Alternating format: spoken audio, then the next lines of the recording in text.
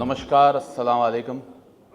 It's my distinct pleasure today to welcome each and everyone in the second edition of Green Minds event, which is focused on circularity, sustainability and net zero.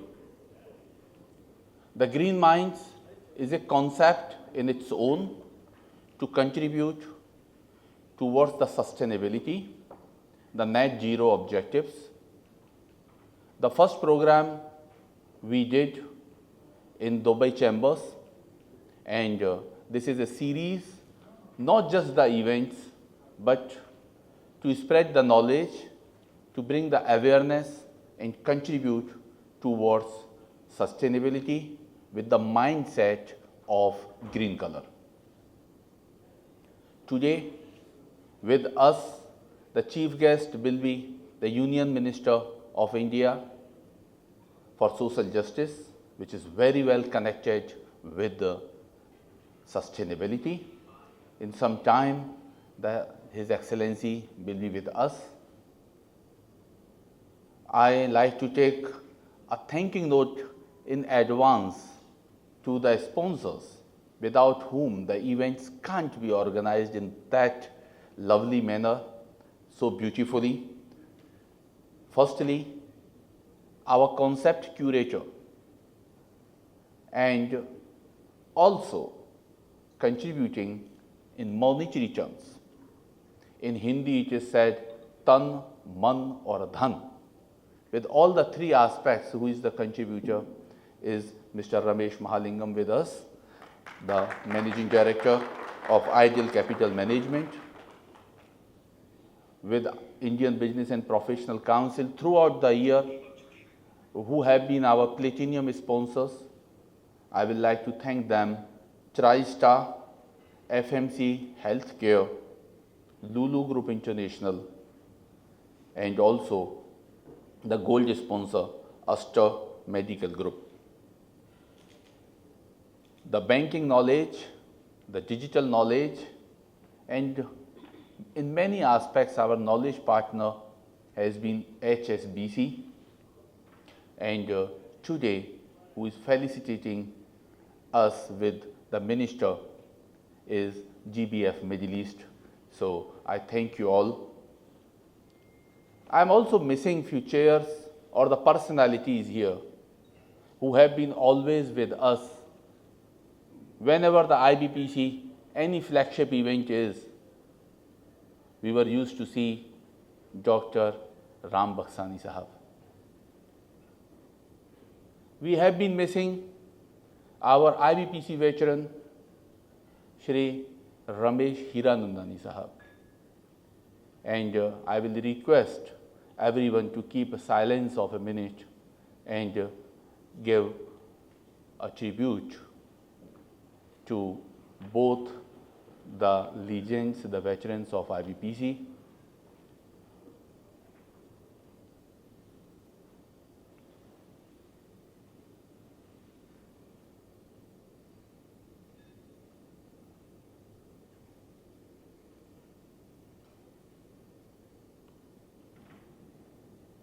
Om Shanti शांति शांति। एक ओर राम है तो दूसरी ओर हीरा है। Both can't be compensated, can't be replaced. May the Almighty grant them the eternal peace.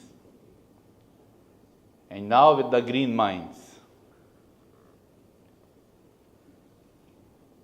I request the convener of Technology and Telecom Focus Group, Mr. Karthik Raman. Please come on the stage, please come on podium, take the proceeding forward, Mr. Raman. Thank you all for joining us today, ladies and gentlemen. What promises to be a very enlightening event. It's wonderful, it's very heartwarming to see a full house on a Saturday morning. Your presence is deeply appreciated. Thank you very much for being here. We value your presence here. A special thanks to our Emirati guests, our governance board members, our ExCom members, and fellow IBPC members for your unwavering support to the Green Minds movement. We'd also like to take this opportunity to extend our gratitude to our distinguished guest speakers and panelists for being here and for being a part of this journey with us. I'm Karthik Raman. I'm the convener for sustainability, as also the convener for the Technology and Telecom Focus Group for IBPC. Ladies and gentlemen, welcome to the second edition of IBPC Green Minds, our flagship 4-part symposium focused on sustainability, circularity, ESG, curated by IBPC for you. Thanks to your participation in our first edition in May, which was a resounding success, judging by the conversations which spawned out of that event. The value, the essence of such events lies in the dialogues, in the conversations, in the opportunities which stimulates out of such events. So please keep this momentum going. Please keep the fingers sticking. Please keep your questions flowing. So today, in our second edition, we shall explore sustainability a bit further.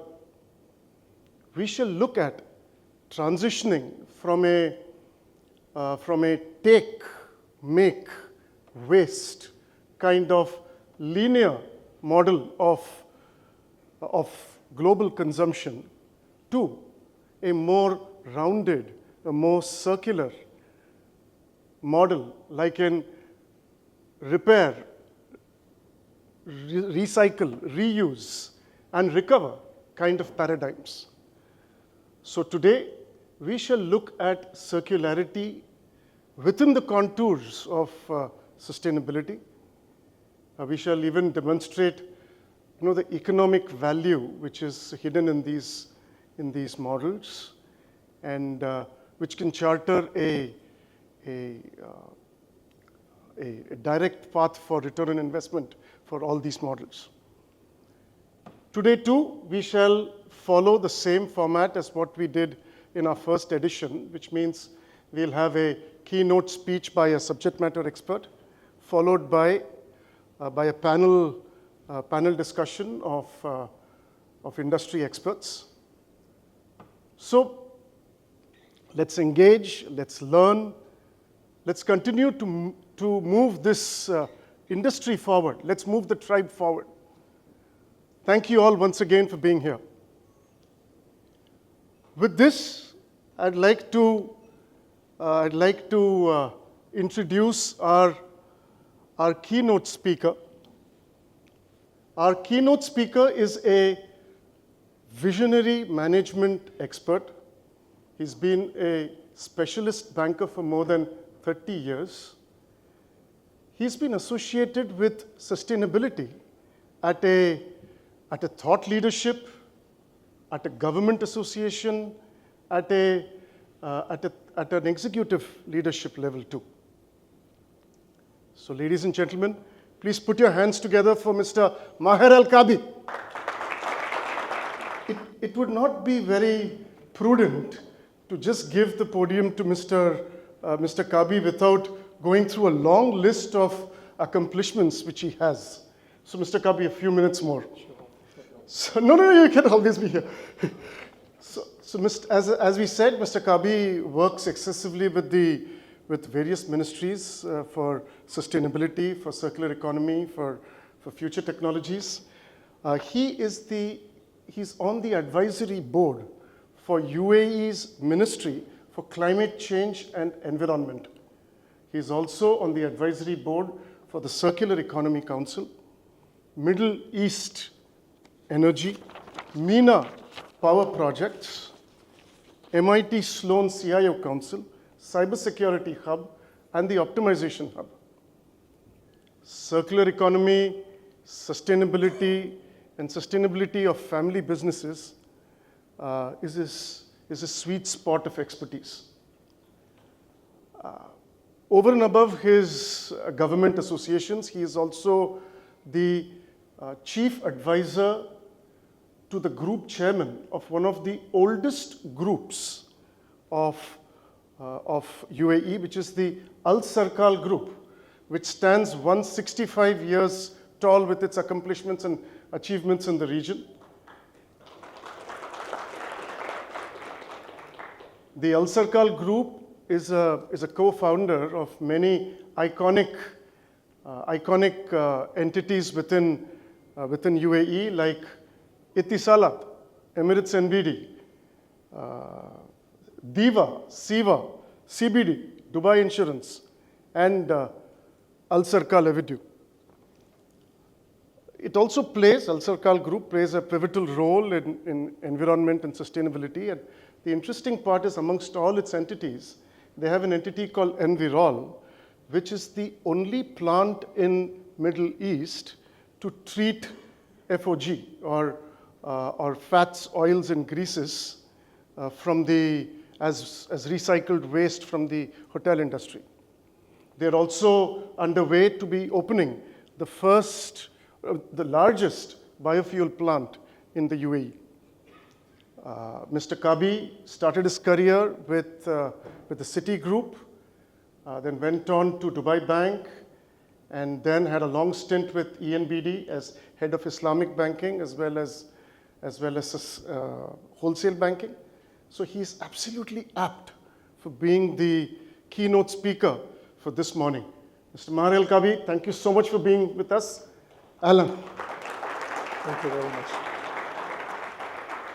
Thank you. Very long introductions, but let's see you live it with it. First of all, I'll greet you the peace. Assalamu alaikum wa rahmatullahi wa barakatuh. Good morning, ladies and gentlemen. We hope to talk about sustainability and circularity, but as I meet a lot of you before we start the session, I believe that a lot of you are actually veteran in circularity and what do you call it? A lot on circularity over the last couple of decades now, but it's peeving through more on circularity than sustainability, but they're all synonyms for the same thing. Just for the show, or you can shout out, what do you think sustainability stands for?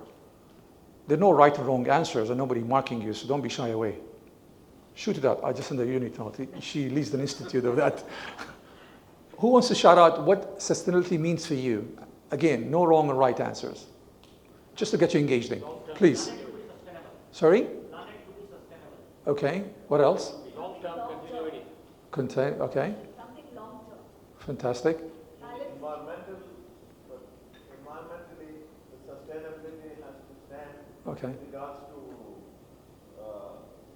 consumption of power, consumption of food, consumption of everything to do with maintaining the agriculture and everything, and the ground level sustainability for the future of agriculture and others. I think you work in UN by the chance. Okay. Everything which can make Earth more sustainable for the survival of the the human race for the longest possible time. Okay, that's the most comprehensive answer. All of you are correct anyway, to be honest with you. Anybody else want to shout out? Last one? One simple terms we can say what balance, environmental balance, or the sustainability balance what we have. Right. Without deteriorating this, Right. we can add positively to the whole system. Okay. Right. Good. I'll just make it very comprehensive, and I think whatever you guys have said really makes sense. Just put them together in a mixer and come up with the right definition for it, or the most comprehensive. I believe in it, and a lot of people echo it, to tell you the truth, is how do we take care of the generation need of present generation today without impacting the generation needs of the future as well. So with the resources we have, how do we make sure that we're able to use it today and they're not impacting the future generation? So that's the most encompassing. Of course, there are other definitions, but in my humble opinion, this is the most important one. But we'll look at how to make it sustainable, because a lot of people keep on talking about environment, food, and all this kind of thing, which is fantastically well. But there are three pillars for you to be sustainable, right? Somebody needs to put money behind it. So if they're not sustainable, that's not going to work out. Circularity, I think this is the best picture to depict it. If you look at the first left graph on the side, linear economy, and Kartik touched upon it, is how do we produce things today, we use it, and then after the life of the usage, it goes to the landfill, goes to the, the GCAN. So that's where we're living mostly today. And then 20 years ago, probably 30 years ago, depending which region you come from, something recycled started coming in. And I used to see it in my kids' books, recycle, reuse, and stuff like that. So you use it a couple of times before you actually dispose it off. But the most encompassing thing is about circularity, which is, again, a lot of work in progress as we speak. And of course, there are a lot of things that happen. It's how do you actually produce material from the production design of it that they stay in the environment, in the industry, almost indefinitely. Very difficult to think about it to make it happen, to be honest with you. But there are a lot of strides been happening. A lot of organizations are making it happen bit by bit. So it's going on. So that's the definition of circular economy. So you want to move from linear economy. We went in the middle road of recycling things, which is happening as we speak everywhere almost. And then we go to a circular economy. So these are the some of the definitions behind them. But why sustainability and circular economy is becoming very, very important? So this is the, this is the problem, because of the growth of the population that we've been having. We crossed 8 billion, and by the middle of the century, we're going to be another 10.5 billion people, whatever the estimates are. So that means there's going to be a lot of push on using of the energy resources that we have today. The food requirement will be there. There's a trend that's saying that food security is a problem. I don't believe food security is a problem. I think the problem is in the food production and the food usages. If you look at the food today system, if you ask any estimate out there, or whatever reports you read from the food big four, there are about 25% of wastage just in the production cycle of it. This is before even coming to the table. Can you imagine? And when it comes to the table, then you've got another 40% of wastages. And one of the largest countries who have huge food wastages is not like US. Big, right? So there's no food security per se. There's a problem with the food production and usage, and there's a problem politically in terms of who should be actually can do plantation or not. So if you allow Africa to plant, then the whole things will be completely different. Of course, there's a lot of talk about if the population grows, what happened to the water? We already have people deprived from having water, to be honest with you, for not economical reason, because the planet is 2/3 of its water. And desalination plants are relatively cheaper than used to be 20 years ago. So you can have abundance of water. So why do we keep on talking about water? So keep that question in your mind alive whenever you want to research about it. So overall, there's a challenge because population growth is going to be there. And that's why the resource is going to be finite we have, and that's the problem. Some of the myths about sustainability, just for us to know, people believe that, it's too hard to understand, but all of your definition that you have provided over here, it's kind of clear that you understand what sustainability is all about. So that's very clear. A lot of people also believe it is associated with green. I don't know why it keeps on coming green. I think because the environment is green, that's why. But it's not only about green, it's about quite a lot of things, and you'll see in a while as well. And people believe that, you're lowering your standards if you're going to be sustainable. As a matter of fact, not, which is oxymoron to the next one, because sometimes if you want to be sustainable, you're probably expensive at the beginning. right? So it's not easy. So you're not really lowering your standard. Apart from people actually recycling plastic to be wearable, I don't advise that, but it's up to you for you to wear it or not, because these are actually made from oil. So health conditions are bad. So it is too expensive. Somehow, yes, in the beginning it's going to be very expensive. So if you look at the solar panels 20 years ago, they were very expensive. Today it's 1 cent to the kilowatt. So it's relatively very cheap. Any of you can grab anything on any of the online platform. So it's very, very cheap now, so affordable. So as we move forward and as it becomes a mass in the future, things are going to be very relatively easier and cheaper. Okay, why do we do sustainability? Because people believe that, the space is limited on Earth. I don't believe that, to be honest with you. We're only using 1% of the entire Earth in terms when it comes to plantation. These are authentic research, some of them have done it. So you have enough land, but that's what people believe. But also you have finite resources. That's quite true, by the way. And people believe because they're limited technology. I don't believe that, because technology is actually evolving as we speak, and the speed of the way technology is moving, it's just humongous. And technology will help us, we will see in the next slide. Now, these are the 3 pillars for it to kick together for you to be sustainable. We all talked about the environmental benefits. We all talked about the food, plantation, and so forth, which is very important, the climate change and so forth. But if all the 3 do not kick in together, it's not going to happen. What do we mean? If we are in a sustainable business, people believed in the past, I hope nobody believes it today, it's like, you need to put in your own money, so what if you're losing money? How is it sustainable? So if you're in a sustainable business, you actually have to make profit, so you can take the profit, plow it back again, and then become more sustainable. So you have to have the mechanism of being sustainable, economical vertical has to click. So you have to make money for you to actually take the money back into the economy again. So that will only encourage the investors to come in and do. Of course, there are a lot of angel investors or big private wealth funds have came in to invest money, but they're also looking to make money. They're not throwing money out like that. Whoever you speak to, they always want to make the money. And that's good to do. That's important to do. Because they'll make sure all the new ideas, the funds are there to make the future proving for the new concept which is coming up today, particularly when it comes to circularity, because they require a lot of investment over there. So without R&D, this is not going to work. And this is something we do in the Circular Economy Council, which we'll touch upon it in a couple of slides more. Of course, we talked about environment, and that's the key, that first thing come to our mind. That's mean how do we protect the climate change and so forth from all the greenhouse gas emission happening, and how do we change? These topics can be taken days to talk about, so I'm trying to simplify it as much as possible in these verticals. Last but not least, socially it has to benefit you as well, because this is a huge economy getting created. So how do people benefit? How do you make sure they're taken care of when you take care of the environment? How do you create new jobs because of that? People displacement, because if you use the places, particularly when it comes to putting up wind farms, you actually displace a lot of people. How do you take care of them? So it's very important that all the 3 boxes tick together, and only then you can say, okay, you are certified as a sustainable business practice. My mistake. All right. There are 2 key trending things happening globally. We talked about only circular economy today, but technology is the most important trend as well today. And when we talk about technology, you heard about anything about AI. AI has been there for a long time. I've given a lot of AI notes as well, given that I've been developing on AI for the last 30, 40 years. So, and we're developing our own AI model as we speak on predictive modeling for one of the plants we have today. And I'm doing my 2nd doctorate in AI sustainability itself. So anything to do with AI, anything to do with machine learning, anything to do with IoT, cryptocurrencies, cybersecurity, this is where the world is changing to make it more efficient, less paper to be there.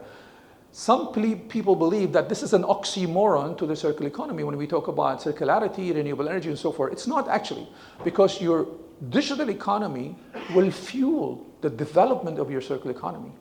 So all your technology that which you have today will actually make sure that you're able to do faster exploration and R&D when it comes to circular economy.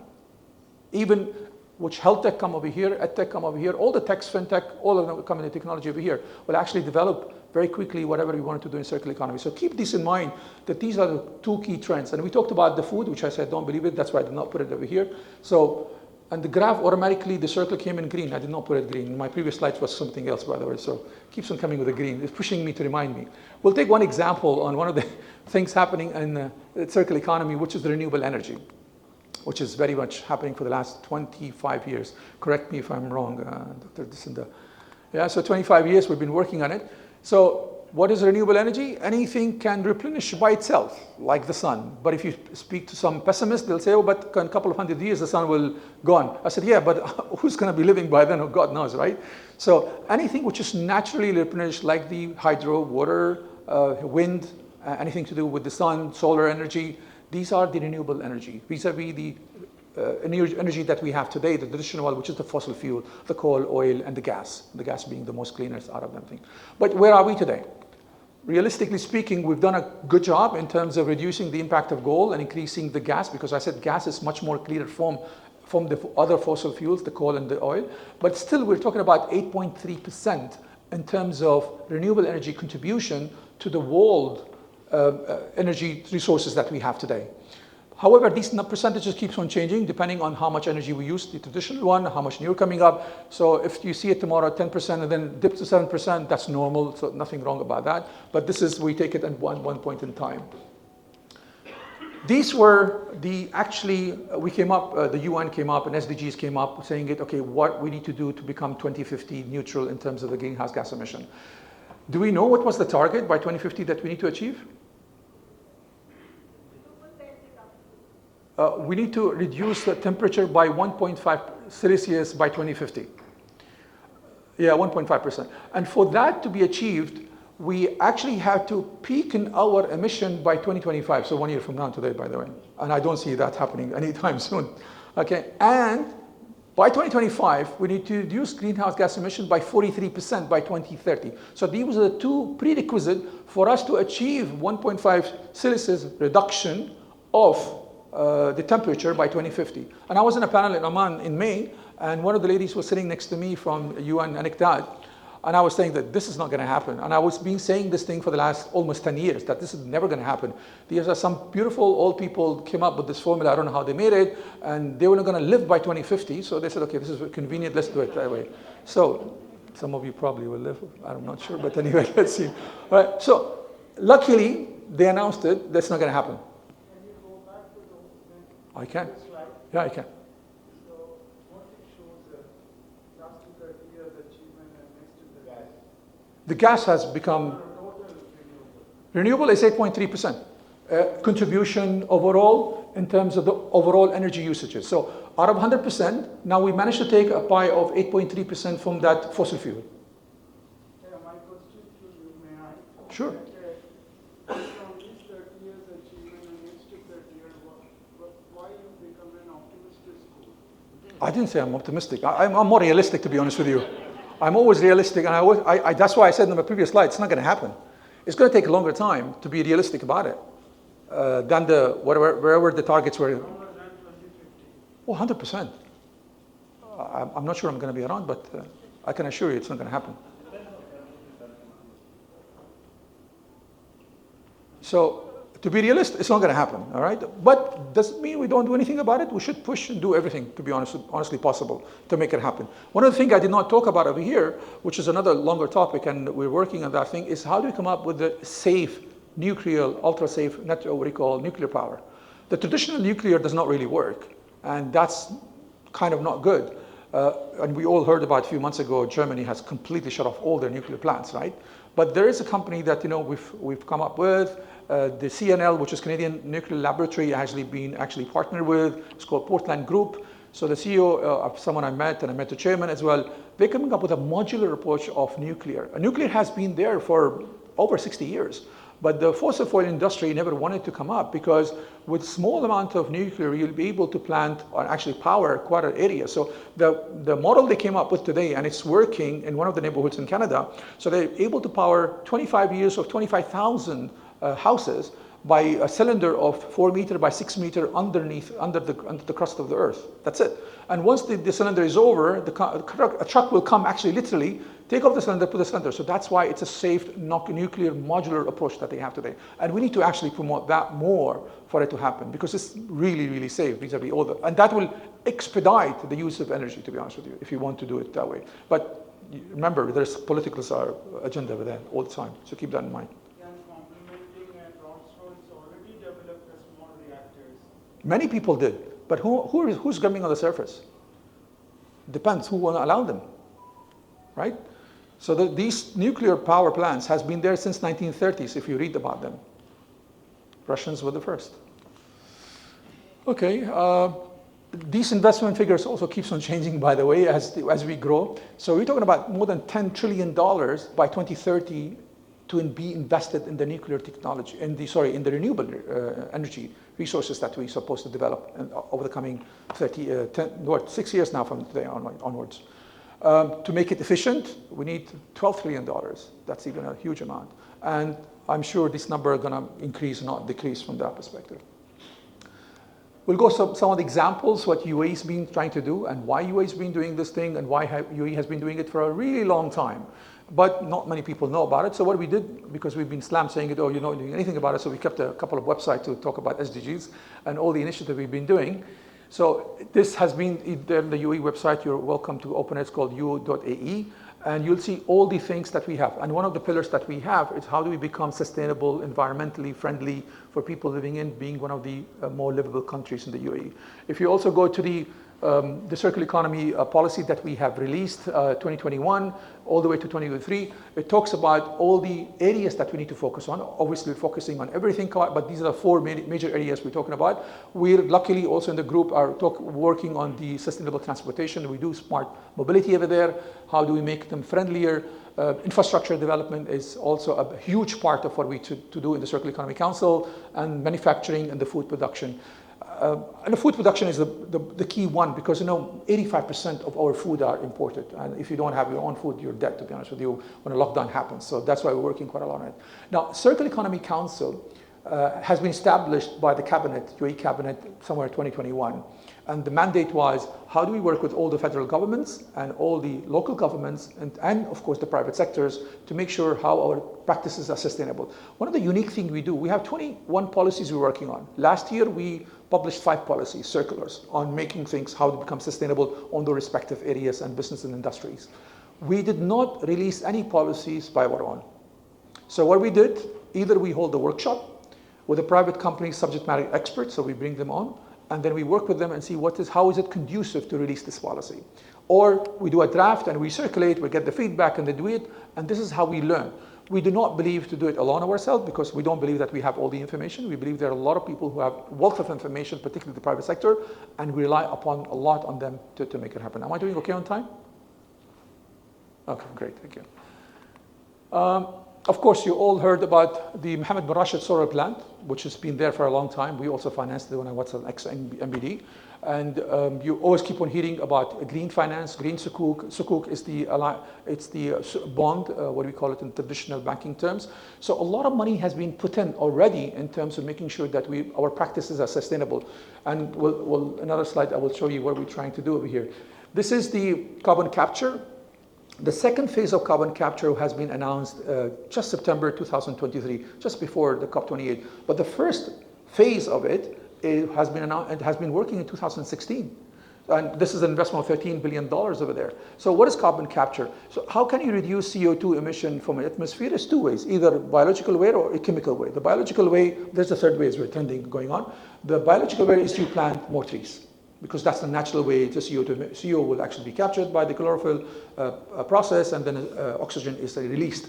The other way is you actually capture the carbon CO2 from the atmosphere, which is not relatively very easy. There are 3 main companies who work on it. One of them is Carbon Engineering, which is a Canadian company. So we partnered for this thing with Occidental Petroleum in US. And the reason Occidental Petroleum is we partnered with them because they bought up this Canadian company, Carbon Engineering in the US itself, because they're building a large plant in Dallas. So we're building the second phase of it over here. Once the second phase is completed, we'll be able to remove CO2 of about 2.3 million tons from the atmosphere, which is equivalent of 500,000 vehicles per year CO2 emission. So it's really large. And of course, the work is going on.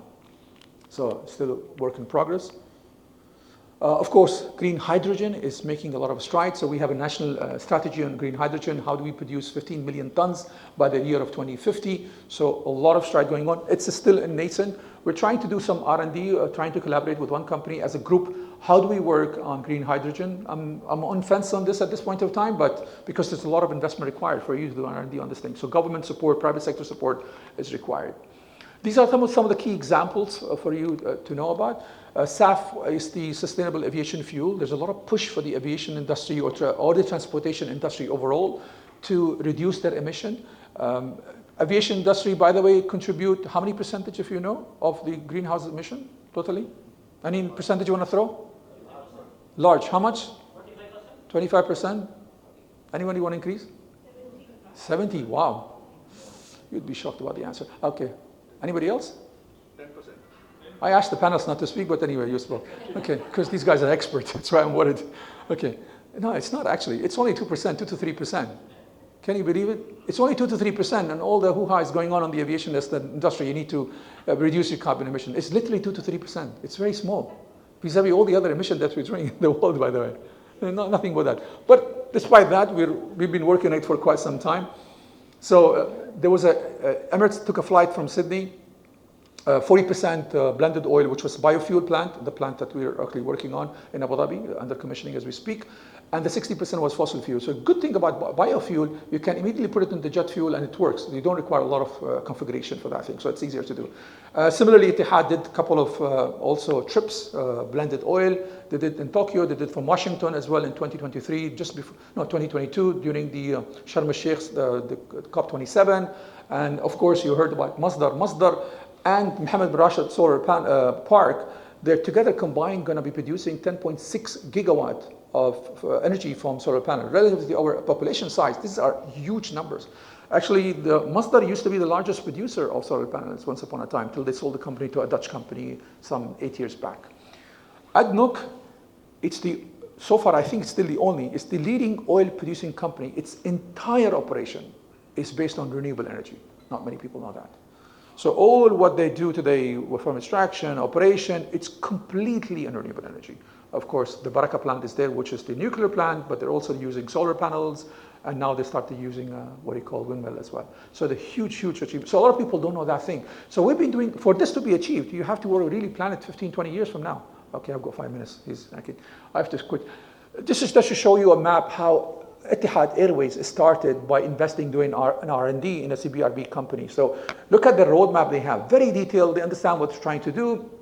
I'll move quickly. We believe that whatever we need to do, it has to be in a collaborative way. We have to go back and collaborate with everybody, regional players and global players. So if you look at Masdar website and what we do, there are about 50 existing projects as we speak today, with a lot of countries and even islands in the world, which I never knew about them, to be honest with you, that they are working with and collaborating with and helping them to come up with the renewable energy. Of course, we heard about Africa 50. We're trying to spend over there $10 billion to come up with 10 gigawatt of energy in the coming few years. We're collaborating with Saudi as well. These are some of the projects. I'm going to flash them quickly. You can go and look at all the 50 projects over there. This is tell you, this is from RAC. If we go to RAC government, Ras Al Khaimah government, this is their roadmap in terms of what are the things they need to hit in terms of making sure that the renewable to reduce the greenhouse gas emission. So it's also available on the website, so you can, or I can give you the slides if you want later on. They also came up with a research model how a city can look like to be very, very smart in terms of using all the and become circular.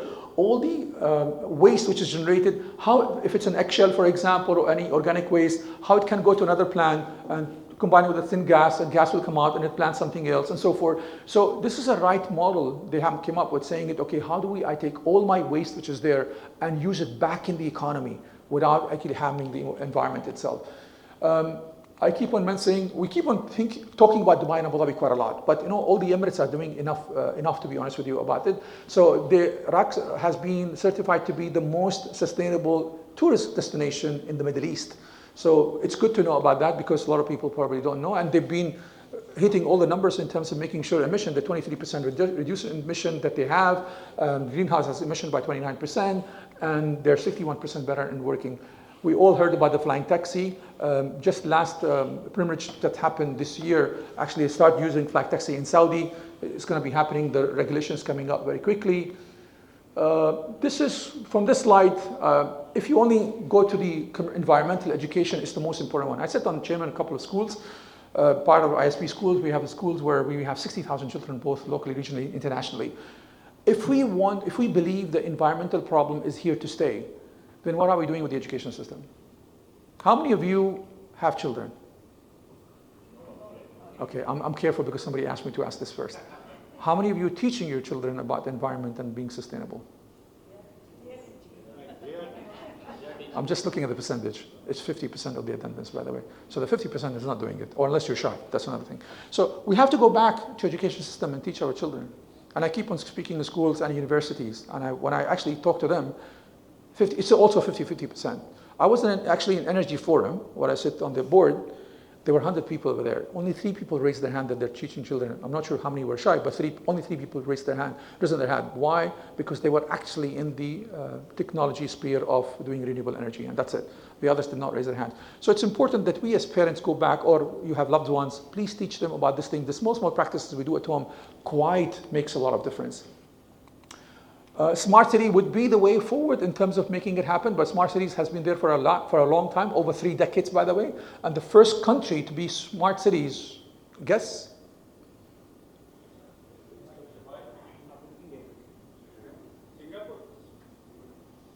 You would be surprised. China. China is this, they have huge smart cities over there. I had the benefit to meet the employee number 6 from Microsoft. He's on the board of one of the companies we're working with in the UK. And he said he was employed by China 25 years ago to transform Chinese cities into being smart. So when you look at the smart cities, it's how do you collect data, which is very, very important for you to utilize that data to make sure that you're able to do anything smart. So I'll give you an example of, if I'm having a lot of energy in my home, I'm able to have a lot of solar panels and I have excess energy. What do I do with it? I need to go and sell it, absolutely. So that's the concept of called prosumer. From consuming, to a prosumer, i.e. I have excess, I now sell it. That's a concept need to be there. But that's a small amount of an example we talk about. But for it to be smart, you have to bring all the digital economy, circular economy, combine them together with all the things available, and how can you distribute the energy required? So if you have a lot of renewable energies from the government perspective, how do you distribute it based on the data available for you? And accordingly, if you don't have the data, you'll not be able to do it.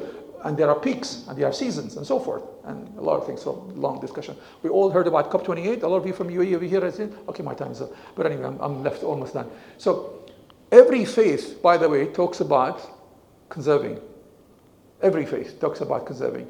It's also coming from our faiths that, it's one of the phrases in Quran, it says, eat and drink, but don't be extravagant. So you have to be in moderation. What's the way forward? Very quickly, we have to make sure the 3 key things. Okay, here you go. How do we make sure the challenges we have today, we transform them into opportunities? How do we lead the work and take it to the world and make sure that's happened through a collaborative effort? If we don't do that thing, it's going to be very difficult. The key for anything we want to do, whether it's sustainability or digital economy or anything comes to your mind, if we do not collaborate with people globally, it's going to be a bit challenging for you to make a stride. So collaboration is a key in anything you want to do in your life. I just want a quick clip on what Sheikh Zayed used to do. So Sheikh Zayed was asked, why are you planting trees this is in the 60s, 70s and 80s. For its love of nature. During an inspection of an ag development project, the late Sheikh Zayed noticed that one of the city's oldest trees was located in the middle of a road that was under construction. He requested to keep the tree and that the road should navigate around it to preserve it. Trees in agriculture were just as important as infrastructure, roads, and buildings to the late Sheikh Zayed. And during his rule, between 100 and 150 million trees were planted across the UAE. The late Sheikh Zayed continues to inspire numerous environmental projects in the UAE.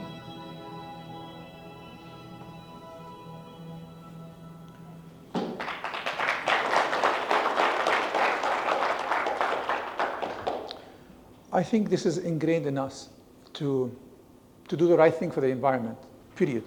There's no political agenda behind it. A lot of people bring policy into it, and that's wrong. We should just do environment, period, and that's it, and help for it to happen and go. This is just to tell you, whatever you see today in Dubai, this is our humbling beginning. This is how we started. We're very common people. We sit on the floor. We used to eat in the sand. We used to mingle with our leaders. We still do that thing as well. But the legacy continue is how do we make sure that we do the right thing for the human beings in UAE and outside UAE. With that, thank you very much, ladies and gentlemen.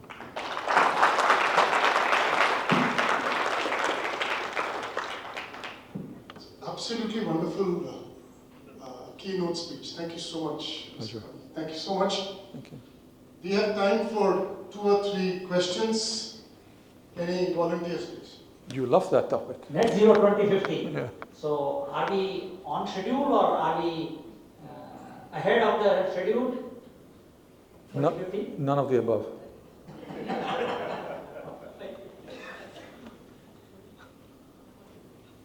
Yes.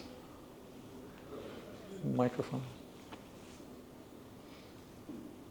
How would we in UAE look at waste and which is producing a lot of pollution, and also the sustainability of the seawater, where we do a lot of desalination to drink water every day?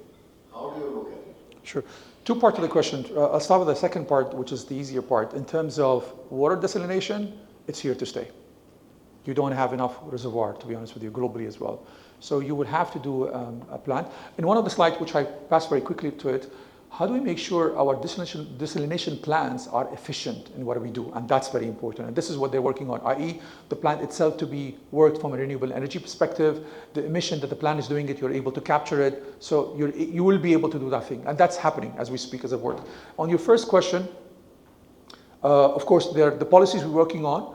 I said we have 21 policies we worked on. The 5, they're all addressing all the, mostly the waste that we have today. And one of the things that we're addressing now is the e-waste. But all the other 5 policies, all the waste we have, we've got good policies around it that they've been circulated. I think plastic bag was one of the latest last year. So we already released that thing.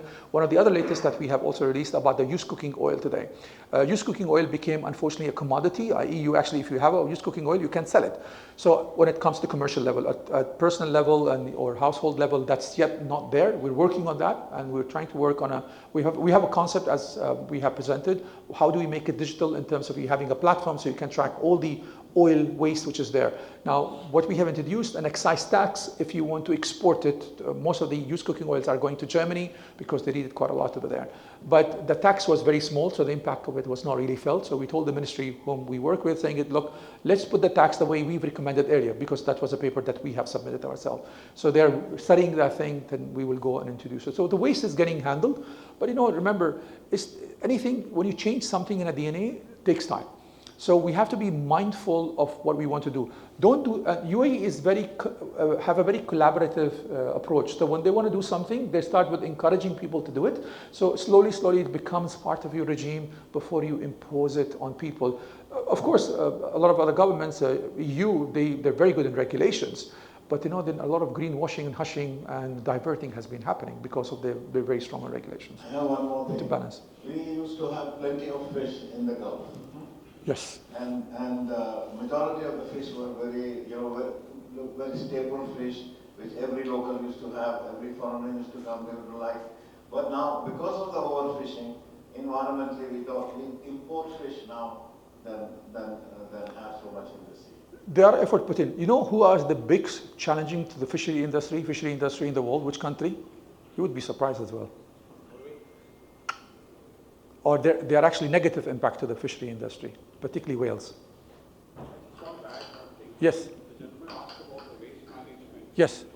You should be proud that about 5,600 tons of municipal waste is processed to power, and world's largest waste conversion plant to power has started its commercial operation as of yesterday. It's producing for the last 6 months in Avil. This is world's largest plant. This has started production, so you should be proud that UAE has taken that step. I didn't mention that because it's right behind our plant, to be honest with you. Yeah, it's the largest waste to energy. We have got, we got a lot of solar power which is in excess. I think somebody was just telling me 30 years what this only the moment. What happened in the next 30 years? Germany doesn't need another 30 years. It only need another 5 years to even reach 45%. Okay, that's number 3. As far as UAE is concerned, the excess power which is produced the excess water which is produced is used in a pump storage in Qatar, and we are able to produce it's a very interesting process. It produces hydroelectric power with a pump back system. True. So as far as UAE is concerned, I think living in UAE, what I have seen it with the COP28 commitment, I think UAE has more, probably much larger than many other developed countries. And India is benefiting it also, because the recent tie between the two governments, India is actually reaching almost 45% of its power consumption by renewable energy, and which UAE is contributing a lot in terms of investments. True. Yeah.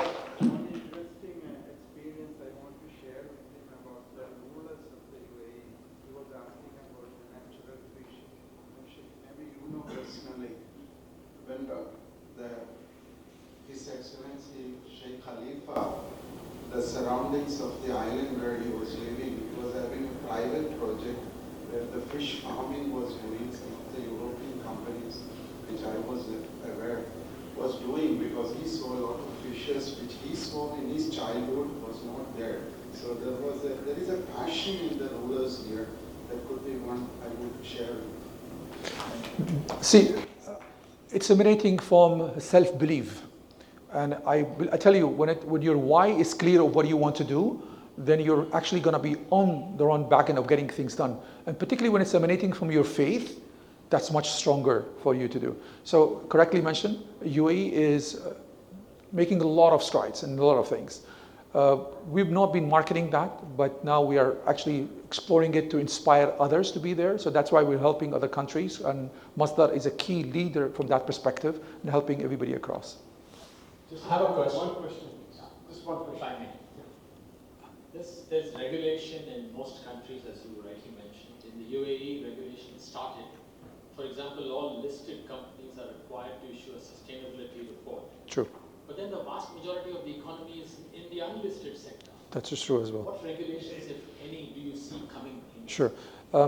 We actually thought about it in the Circular Economy Council, and how do we address that? There are many things that are happening, so we're trying to fire all the cylinders. Starting with how do we make sure that, first of all, these companies are sustainable themselves. So we came up with a framework as we speak, and we're trying to guide them with this framework.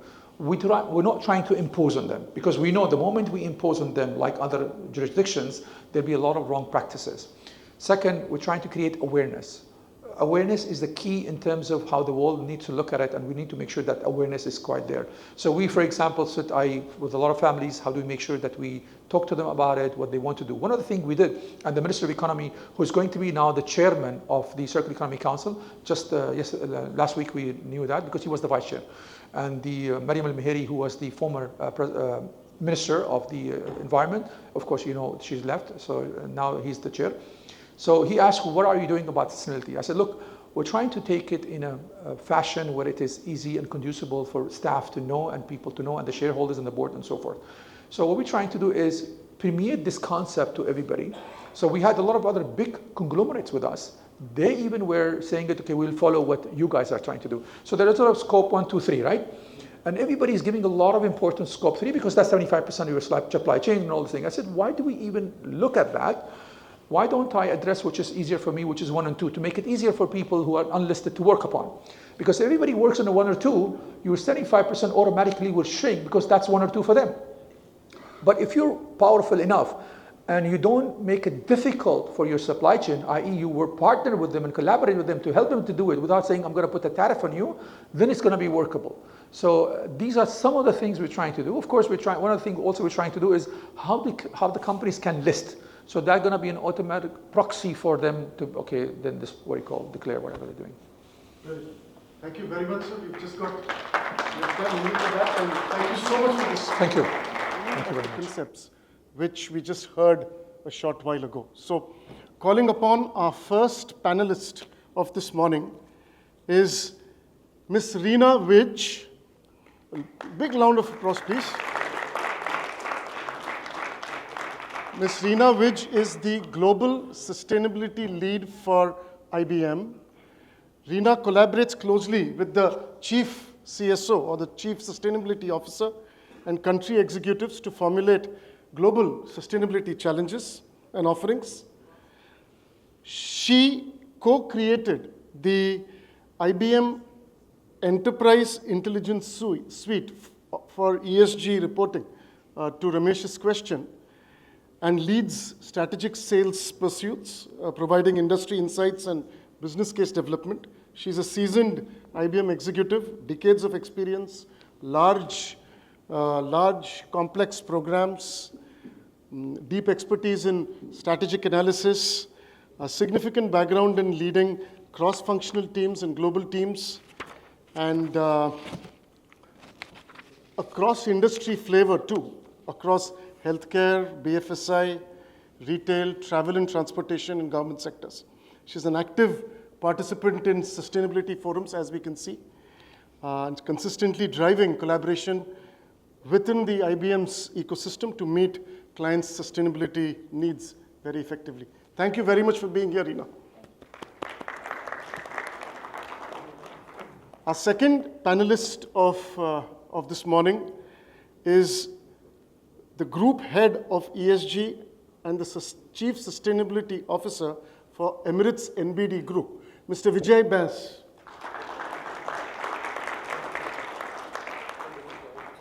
Vijay leads the sustainability strategy and the implementation across ENBD. He is responsible for sustainable and transition finance strategy and implementation, as well as overseeing the ESG programs across the group. 20 years of experience in sustainability within the banking sector. He has previously worked with the European Bank of Reconstruction and Development, Lloyds Banking Group, consulting roles with KPMG, Sustainable Finance, and ESG strategy. His expertise includes designing sustainable finance frameworks, conducting DDs, due diligence, and managing sustainability risks. He's an active member of several government councils, including the UAE Banking Federation Sustainability Leadership Council, DIFC Sustainable Finance Council, ADGM Sustainable Finance Leadership Council, World Economic Forum, and S&P Sustainability Leadership Council.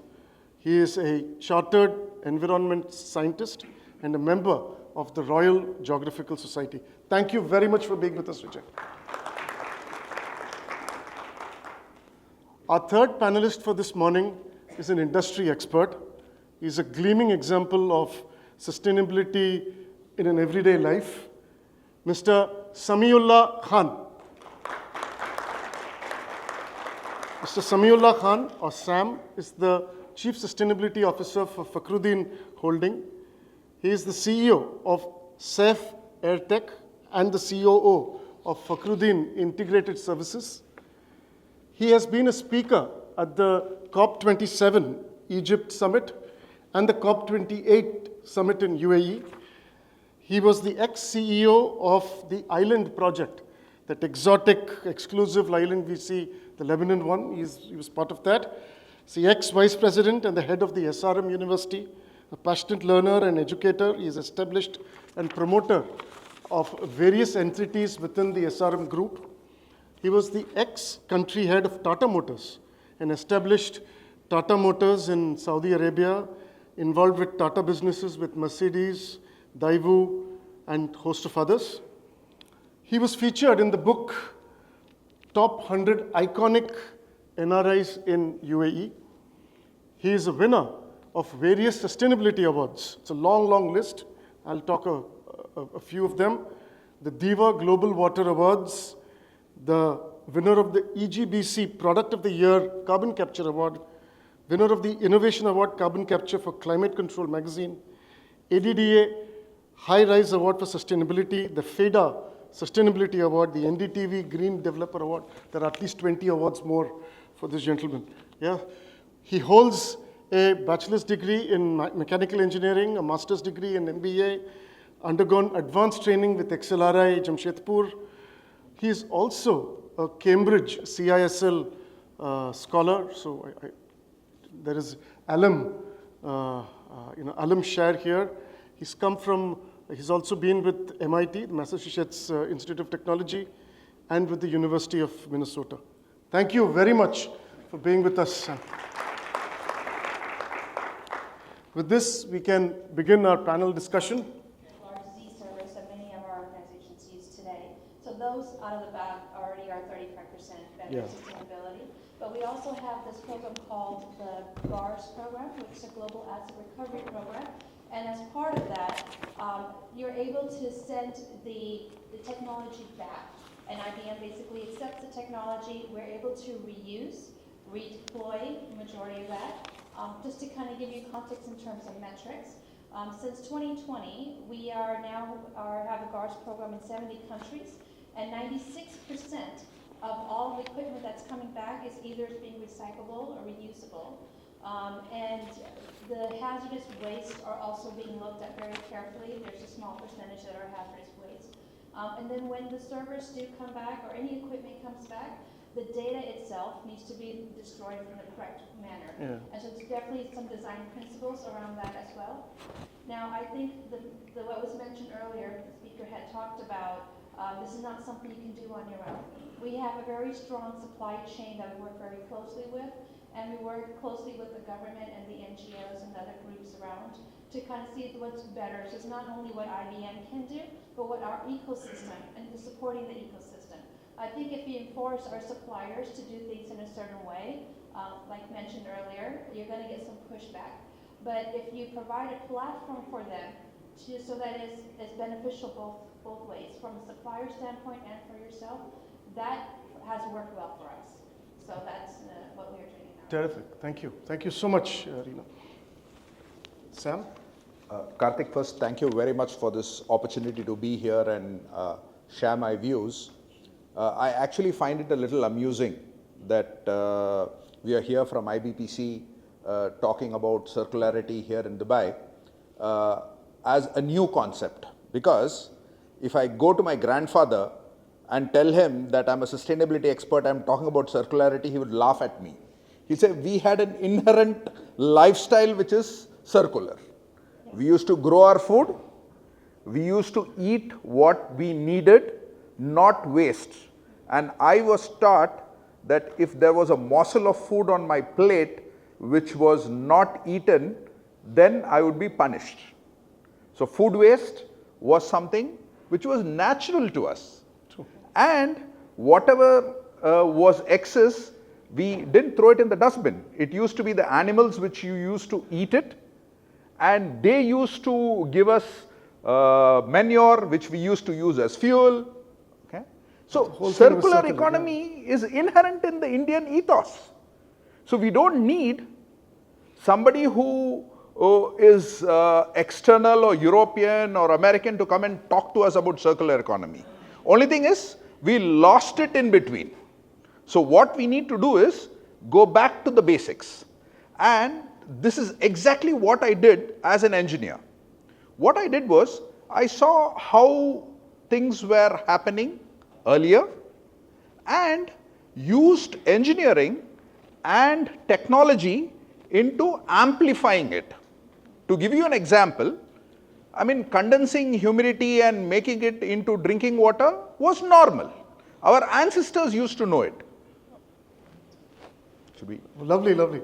Should we hold for a few minutes? No, we just hold for a few minutes. We have our chief guest here, the Union Minister for Social Justice from India, Mr. Ramdas Atawale. A big hand of applause, please.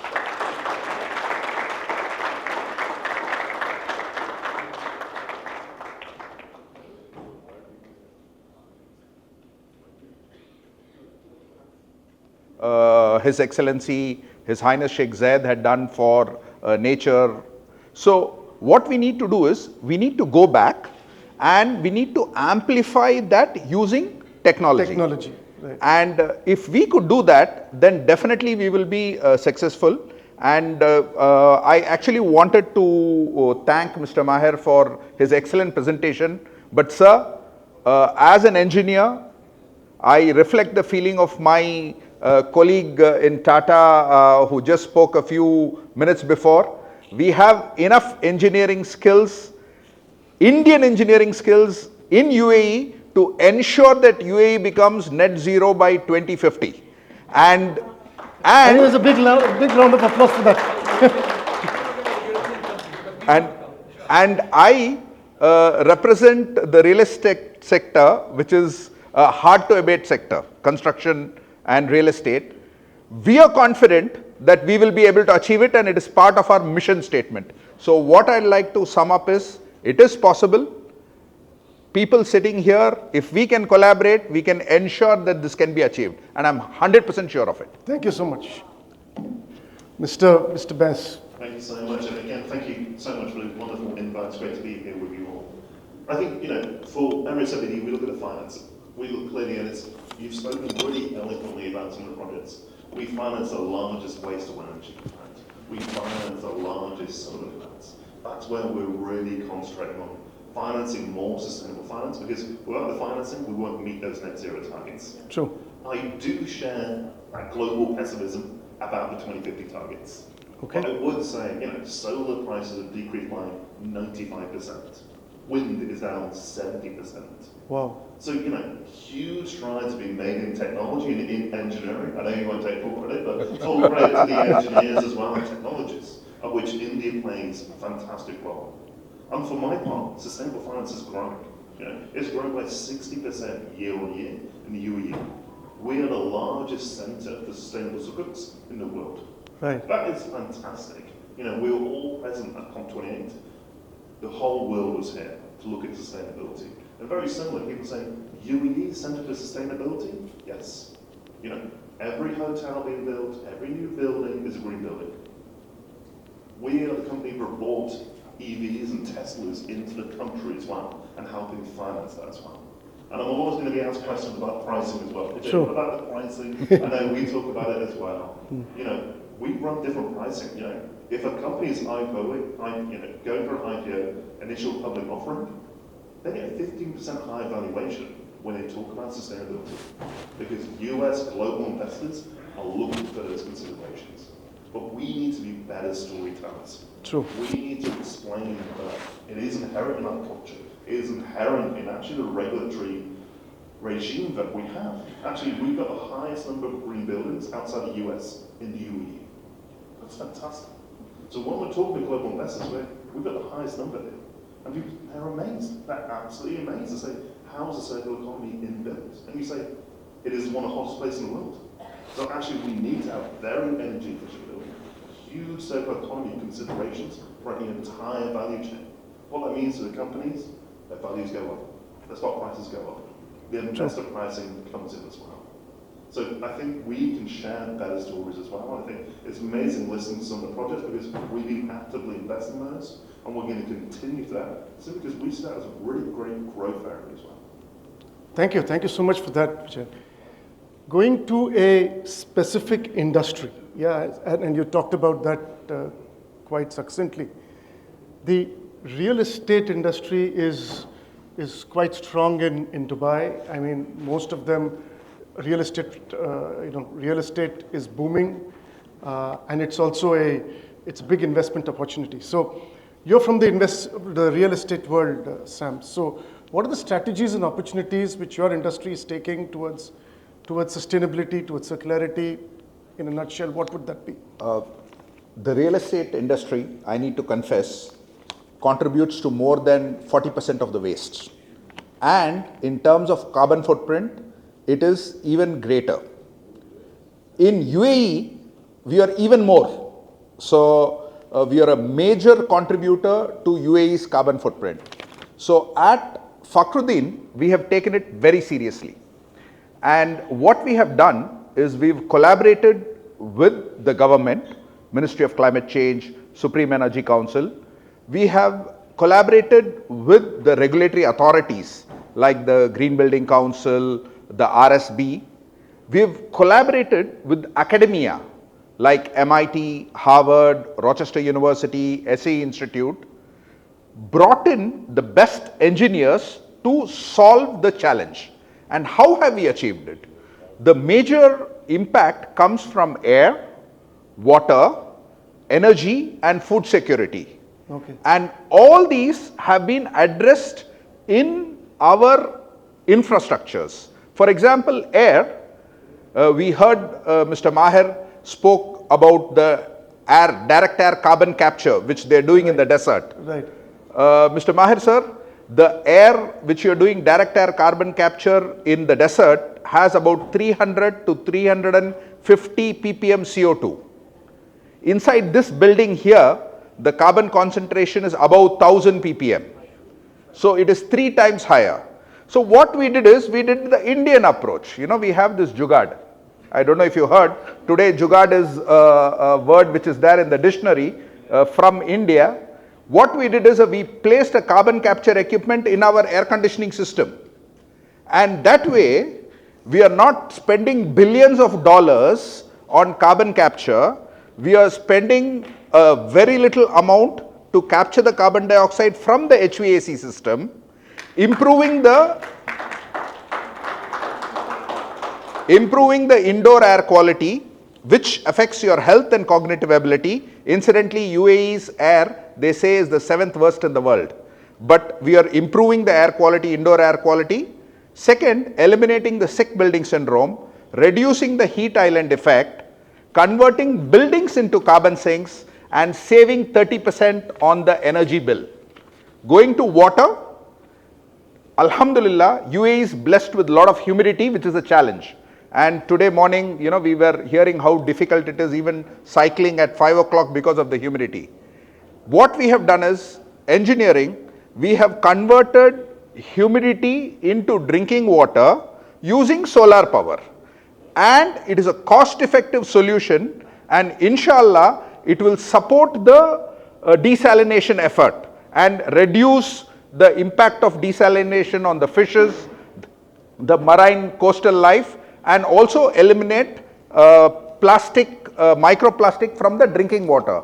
This is what we have done. So we take water which is converted from humidity, put it into bottles, and we use.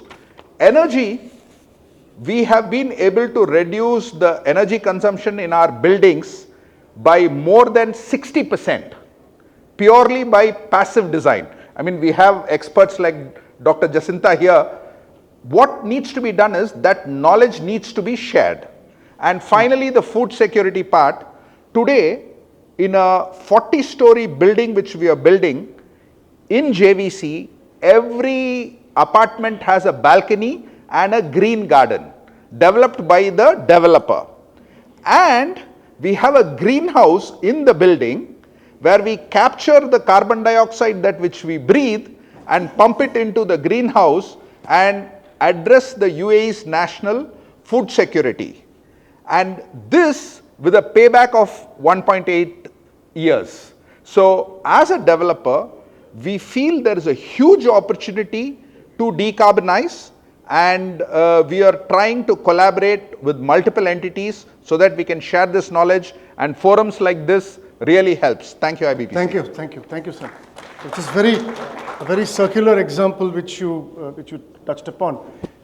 The next segment after real estate in this part of the world is money. Yeah, everyone here is, about 80% of them here are probably from the business community. So they all are very interested to know about green financing. So then that's where ENBD comes inside. So a very curious question. What is green financing all about? How can the average businessman in the room here get access to these funds?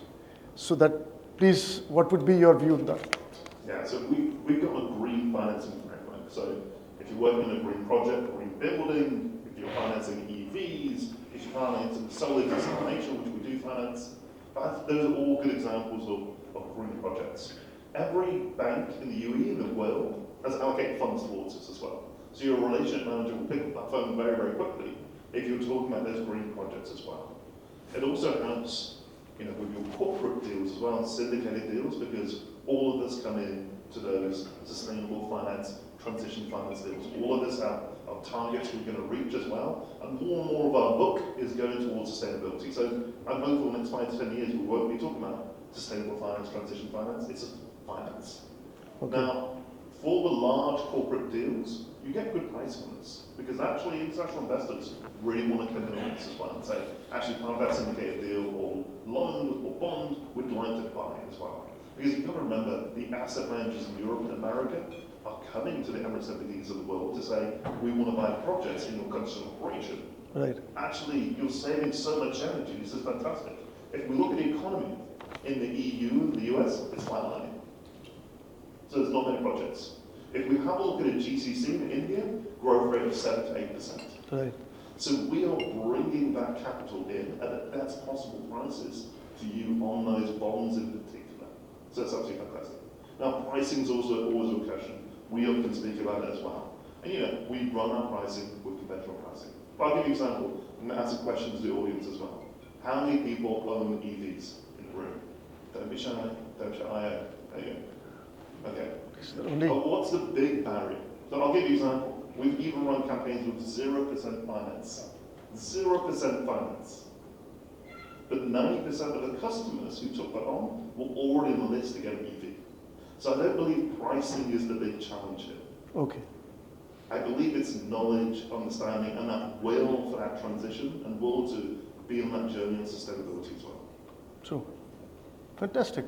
And moving on from finance and the commonality of what I see in this circular discussion is, and Sam touched upon it, Mr. Kabi's touched upon it, is technology, right? I mean, there's a lot of tech which goes into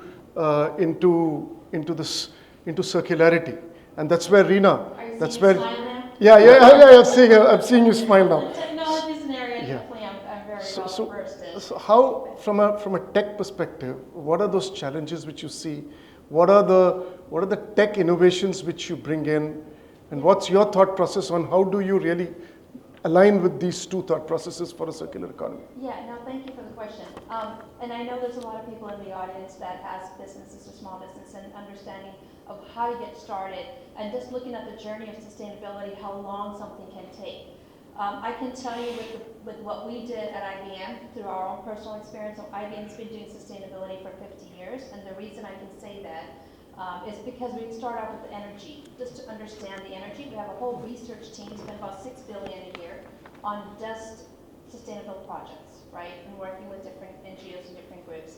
And what we learned is that when I put a research team together, and I put somebody from IT and somebody from consulting, these are our three little pillars in IBM, put together, and you start wondering, well, how can I do things better, right? So from a research, and everybody's got this, data, what I believe is gold. Every organization has their data. To really be able to understand what that data is, to understand what your baseline is today, that's quite important. And this is where I think technology and consulting play a big role. Right. And consulting doesn't have to be one of your large, big consulting firms. It could be somebody even within your team. I think understanding making sure you're getting the right data, you have the right governance, and the quality of data is what's really important. So once you get all those things together, now it comes down to how can I analyze the data better? And that's where technology helps. And also it helps with you expediting. We were able to expedite our sustainability journey by twofolds. Right. And that was during COVID when things were really bad, and we got the Terra Carta Award from the Prince of Wales in COP27. So that's a big deal for us, and because we implemented ourselves, I think that's why I can say with confidence sitting here that technology helps. And I think when you look at technology, especially when you think about reporting, right? We talked earlier about scope 1, scope 2, something that you control, we can report. Scope 3 is a conversation that is coming, but it requires a lot more collaboration with your suppliers. So even to do scope 1, scope 2, if you want, you could just use Excel sheets to do that. But that's not really a sustainable way to do it. So you would want to get a tool. I mean, I can talk about IBM tools in Busy, but we're not selling IBM tools here. So in general, you can have any tools out there, but you would want to have a tool that understands the different frameworks, the reporting frameworks that are well industry known, right? Here we've got ADX as one of the reporting that is required. I think we talked about it earlier, which is very similar to GRI, right? Especially if you're an organization in UAE that is working with a client that's in EU, which I work with a lot with manufacturing groups. They're asked to do these CDP reports and provide content, right?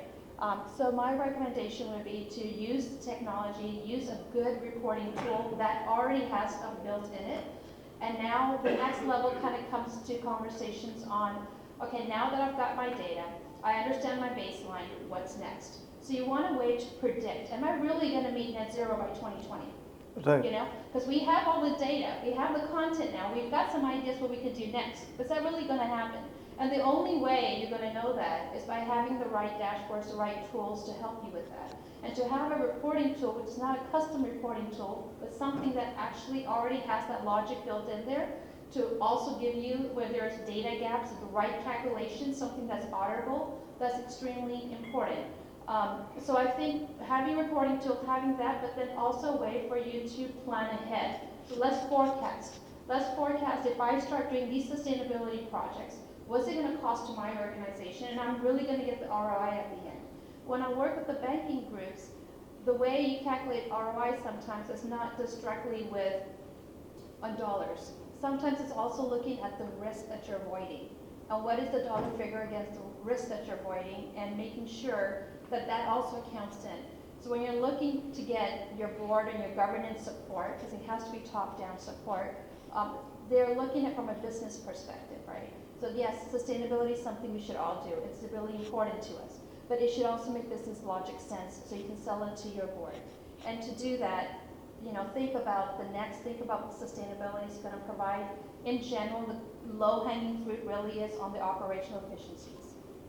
That's where you're going to see some of the most of your benefits. And so those little nuggets actually help you to sell it further, to get the right support in the business case, to get the financing that you need to do those ideas.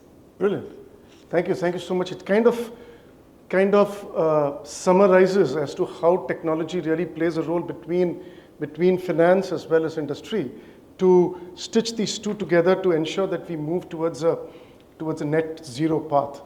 So before I go on to our last segment, which is about collaboration, I want to spend a few minutes on net zero initiatives which all your sectors are taking. So very quickly, if you can just summarize what could be the net zero initiatives in the banking sector for you, and how are you working towards that? So I think on the corporate side, we've set net zero pathways for all of our corporates. We're working in collaboration with them all to talk about net zero. Some of them said we want to be net zero by 2030. Right. We cautioned against that, and I think we've heard a lot of that in the room, because we said some of those targets won't be met, and we will be debanked as well. So actually we've said 2050, 2060, 2070, but some others would, I'll give an example, we're talking about DWA, for example, the renewable energy is going through the roof. So more and more of that desalination is now from solar power. And every time we connect with DWA, the rates are going up like this. And it's the same across the UE and GCC as well. So for us, sustainable finance and supporting our clients in their net zero journeys. The second one is our own house. How we're marketing sustainability, how we're being net zero. So from our own measurement, 60% of our emissions comes from technology. I'm not blaming technology. I'm just saying technology, data centers, 97% of our customers are on the app and on the website as well. So actually we bought renewable energy certificates to set off that as well. So that's caused a 58% reduction in our internal emissions. That's fantastic.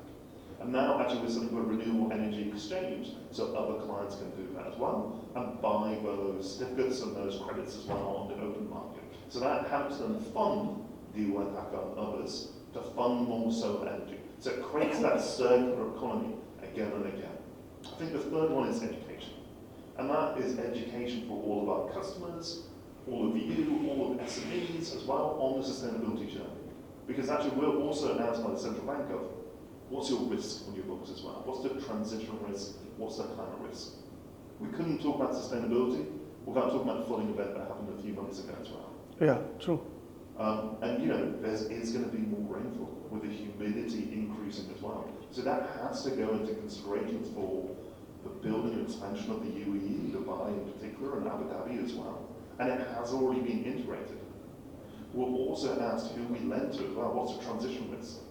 Less than 1% of our book is fossil fuels. That's an amazing figure.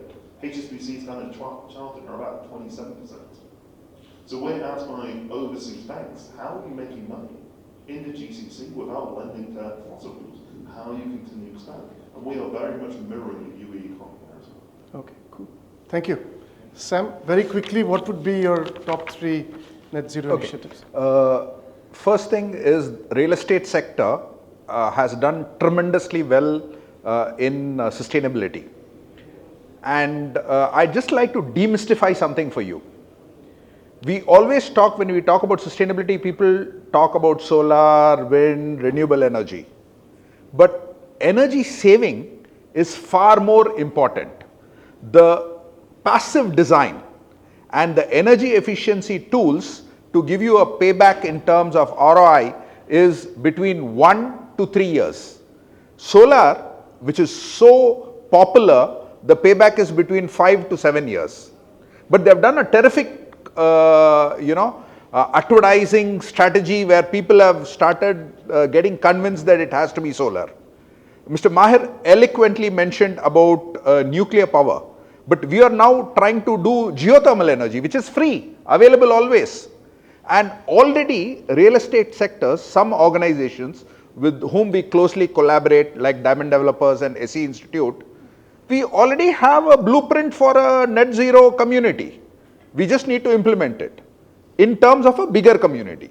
Today, with the technology available today, we can achieve it. And in the high-rise building, it's a little more difficult, but we are working very closely with our technology partners, and we are very confident that we will be able to achieve net zero.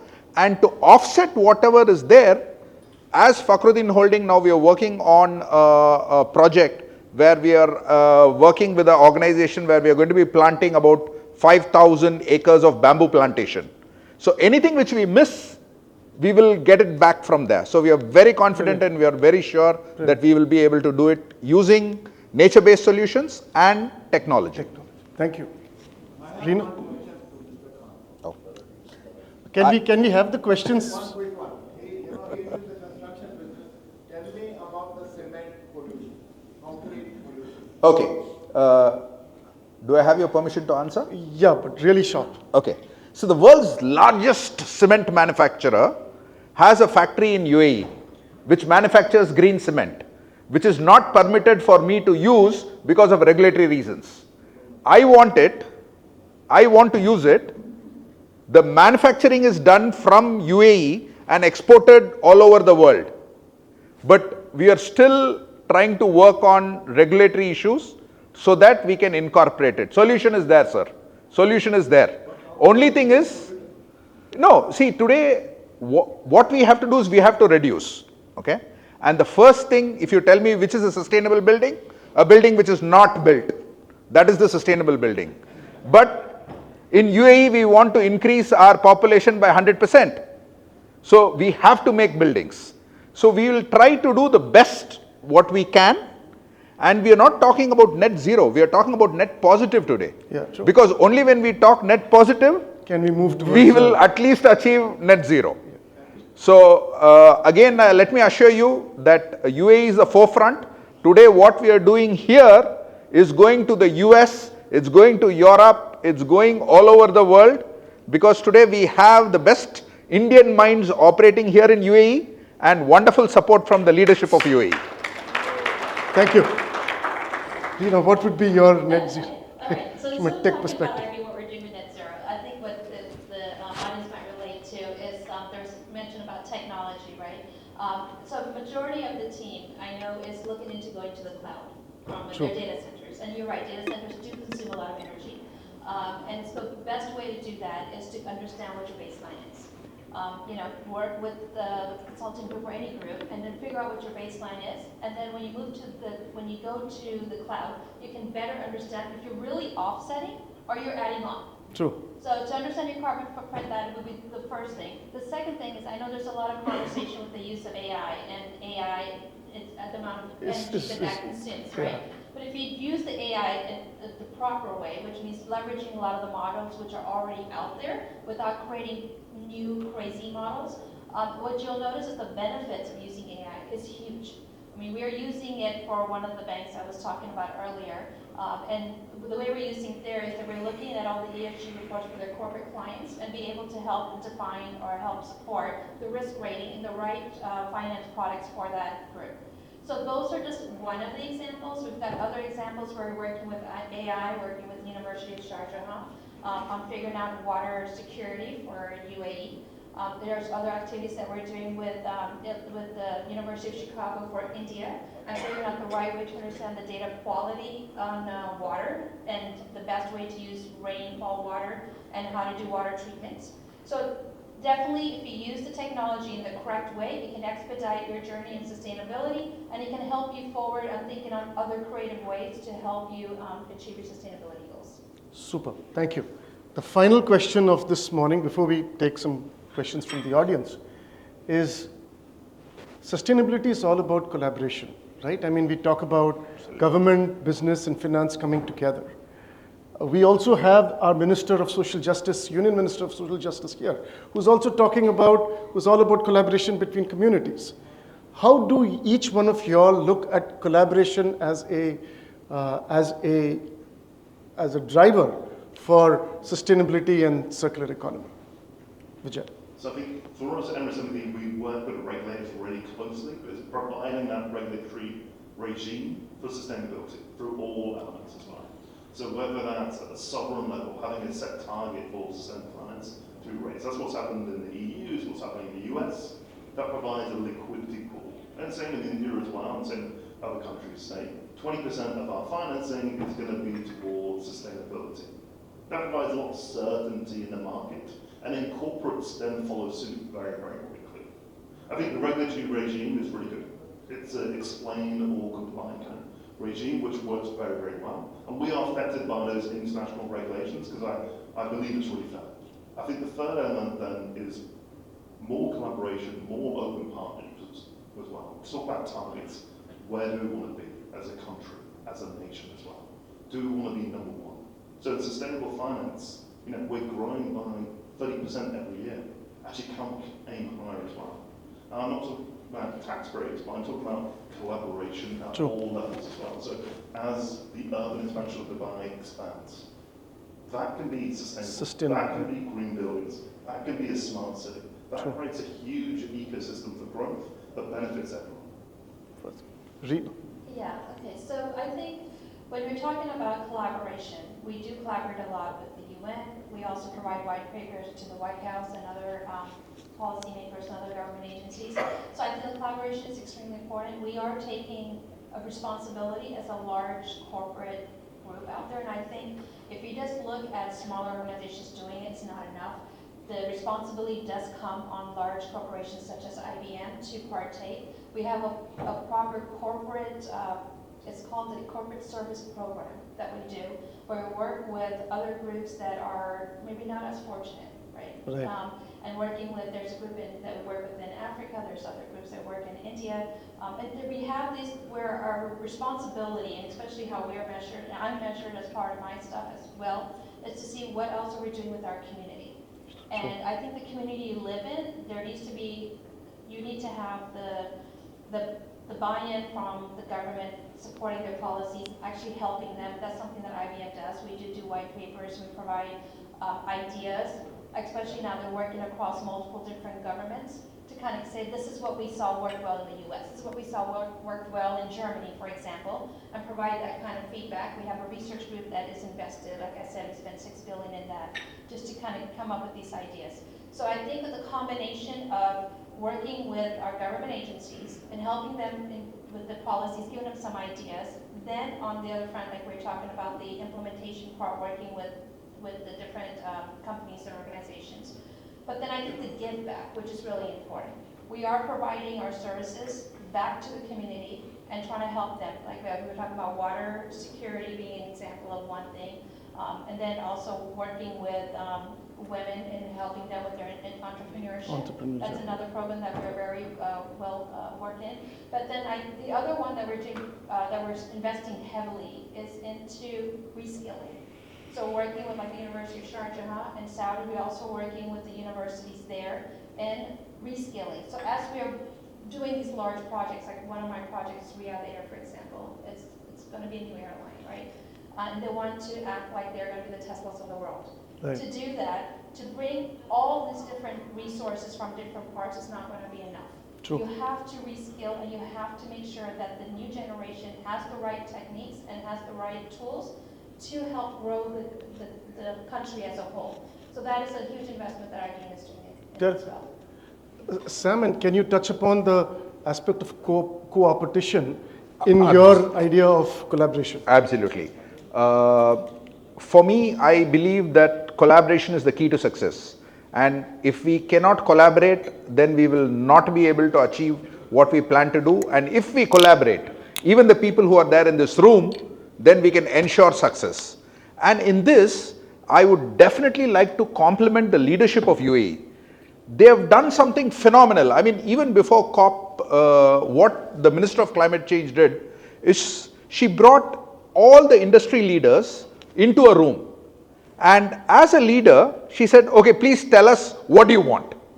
And gave us a platform to express our views and also a platform to collaborate. Because I met so many people in the real estate sector whom I used to know on newspaper and in magazines where I could meet. And then when we started sitting together and discussing, then we came up with some wonderful solutions. And Diamond Developers is another example. They invited all the real estate sector leaders, and we actually signed an agreement that we are going to be collaborating together. When they're actually competing in the marketplace. Yes, we might be competing, okay? But collaboration is the success, and we have been collaborating. And I guess even a platform like this, which IBPC is created, where on a table they've brought in finance, industry and technology. If three of us sit together, we will solve the problems. Right.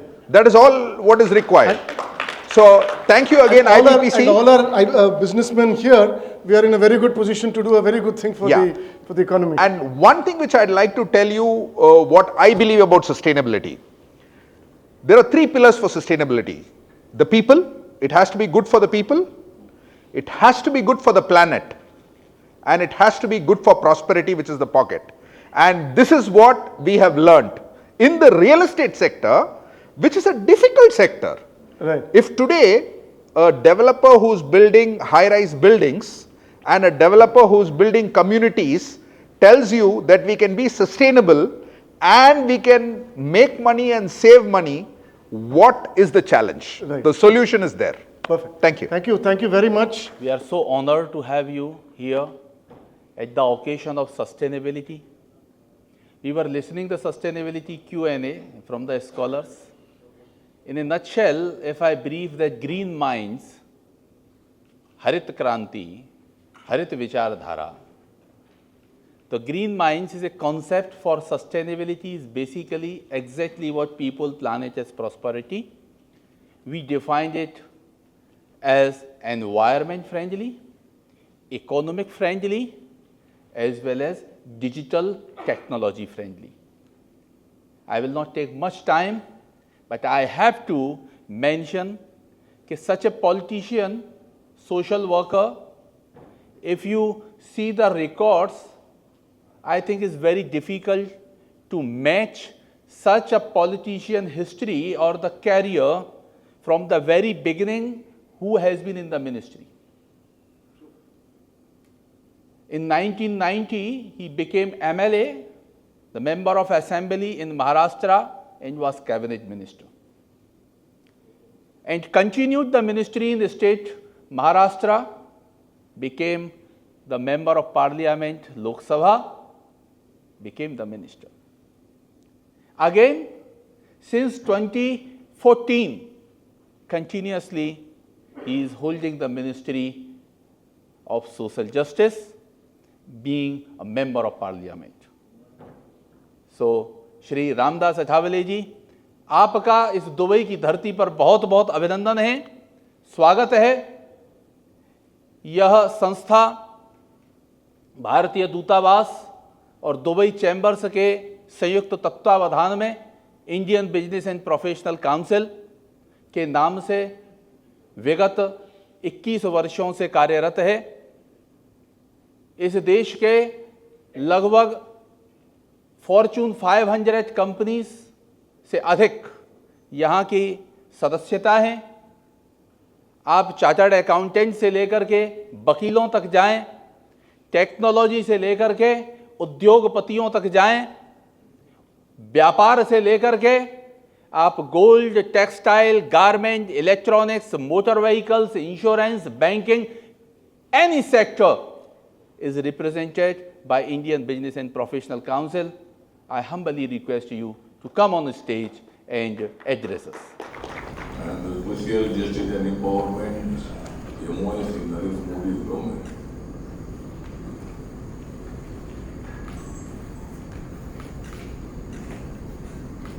In Dubai, more ladies also here. Therefore, I am not wear the suit and blazer. You are very, it is here. Then how can you sit here? Therefore, today, I am very happy because Indian Business Professional Council, IBPC, organized this very important seminar here. Many business people are also present here. He elected and he is originally from Uttar Pradesh, from India. But last many years, many Indians are also staying in Gulf, in UAE. And I am very happy about the UAE government, the king of UAE, the king of Dubai, Abu Dhabi. They are fully supporting Indian business people. They are supporting all labor class here. Many people came here from all over India. Sri Siddhartha Balachandran ji, Sunil Sinha ji. Today, we are thinking about the business, how the business will increase. And our Indian peoples are also very active here. In India also, our Narendra Modi ji, who is the Prime Minister of India. Narendra Modi is also the third time Prime Minister. Indian democracy is the best democracy in the world. Dr. B.R. Ambedkar is the architect of Indian Constitution. And in Indian Constitution, one man, one vote, one value. There is also big value for one vote also. You know that in 1998, Atal Bihari Vajpayee Sarkar was there. NDA Sarkar was there. And that time, Atal Bihari Vajpayee's government lost only one vote. In India, there are many political parties. Every party has right to come in the powers. But the people, those people, more people support to that party, to that alliance, they are coming in the power. In 2014, Narendra Modi ji came in the power. But the government's name was NDA government, National Democratic Alliance government. And my party is also a small party, founded by Dr. Babasaheb Ambedkar. And Babasaheb Ambedkar came from untouchability community, Dalit community. But Babasaheb Ambedkar was working for all.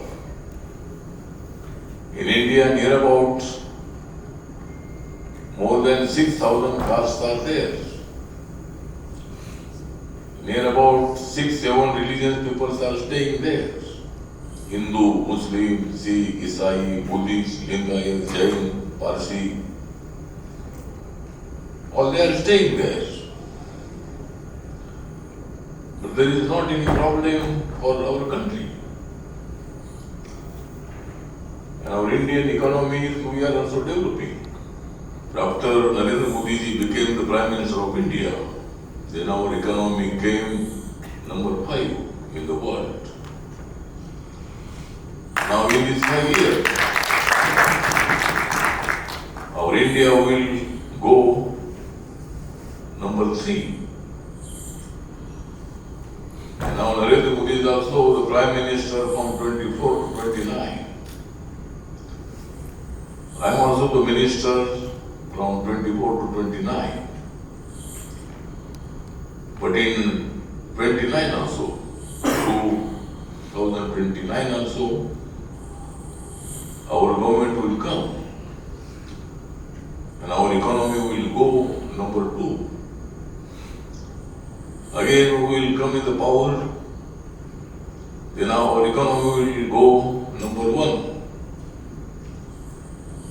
Because in India we are also developing airports, roads,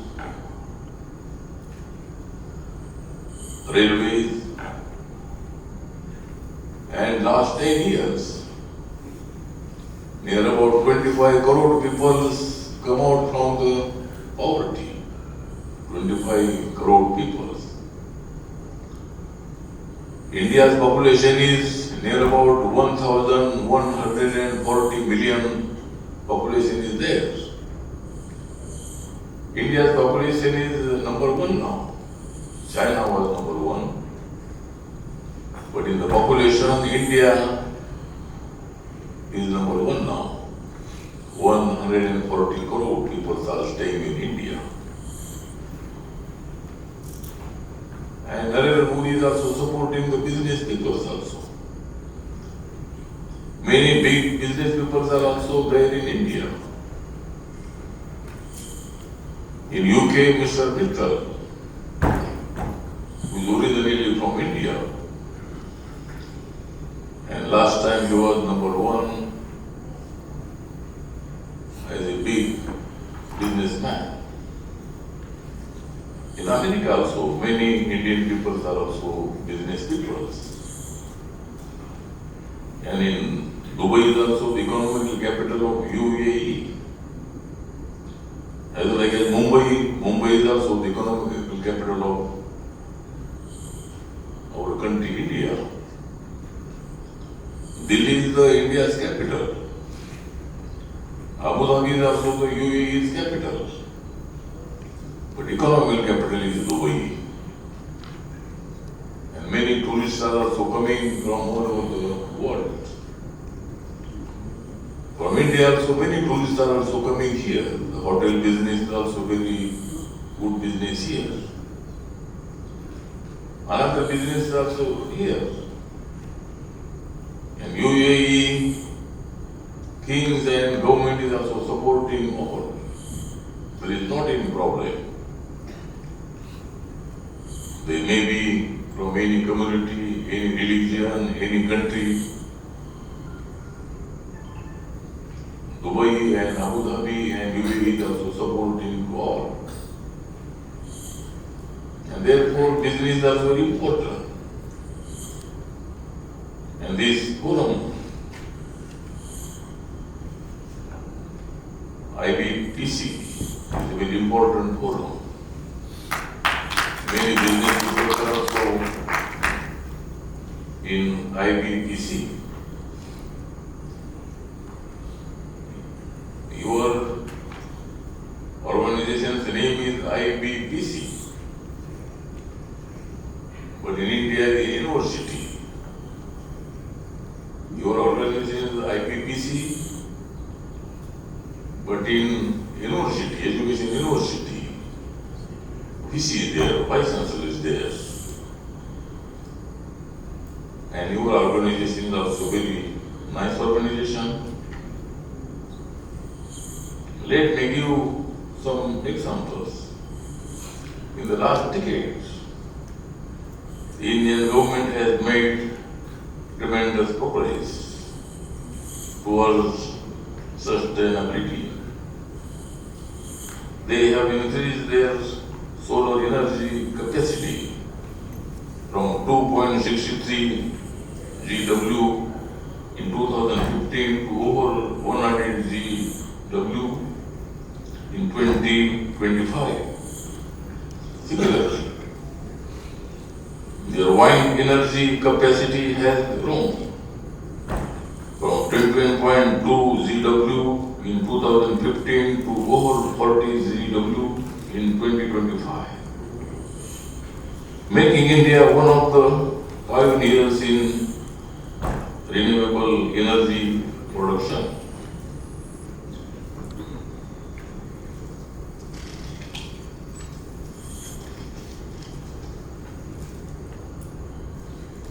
Additionally, the Indian government has implemented several policies to reduce single-use plastics, resulting in a significant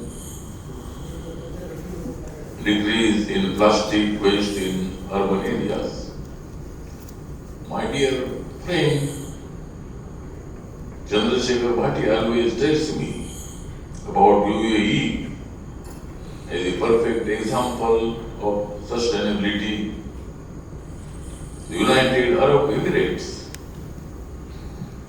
I am told has set ambitious targets to produce 50% of its energy from clean sources. UAE has also invested heavily in sustainable infrastructure, including Masdar City, the Dubai Metro, one of the world's most modern and environmentally friendly rail systems, is a remarkable example of their commitment to sustainable transportation. Additionally, the Sustainable City project in Dubai, featuring solar panels, green buildings, and sustainable transportation, demonstrates their dedication to building eco-friendly communities. The Indian Business and Professional Council, IBPC, in the UAE is playing a significant role in promoting sustainability within the country. I know that IBPC with Dubai government has been actively engaged in organizing awareness program,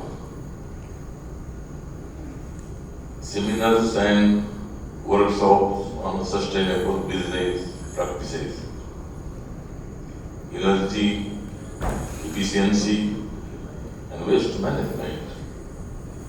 The IBPC Green Minds. If the mind is green, then in our life the screen is also very important.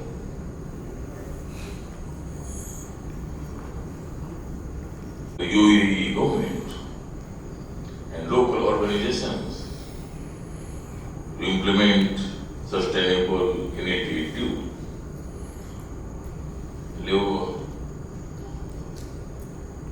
leveraging the expertise and resources of the Indian community in the UAE. The contributions of the Indian community and IBPC have been instrumental in driving sustainable practices and fostering a culture of environmental responsibility within the UAE. Here is my favorite subject, social justice. The social justice is an important component of sustainable development. Both India and UAE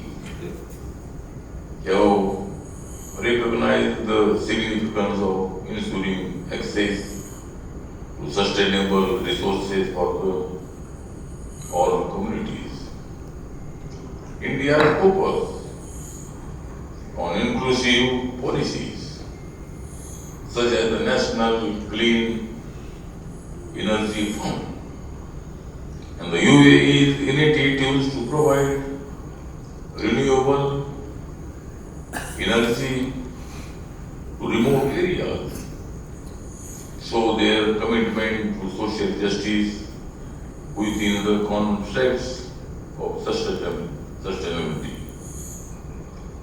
By prioritizing the needs of all communities living here, they are working towards ensuring that the benefits of sustainable development are accessible to all,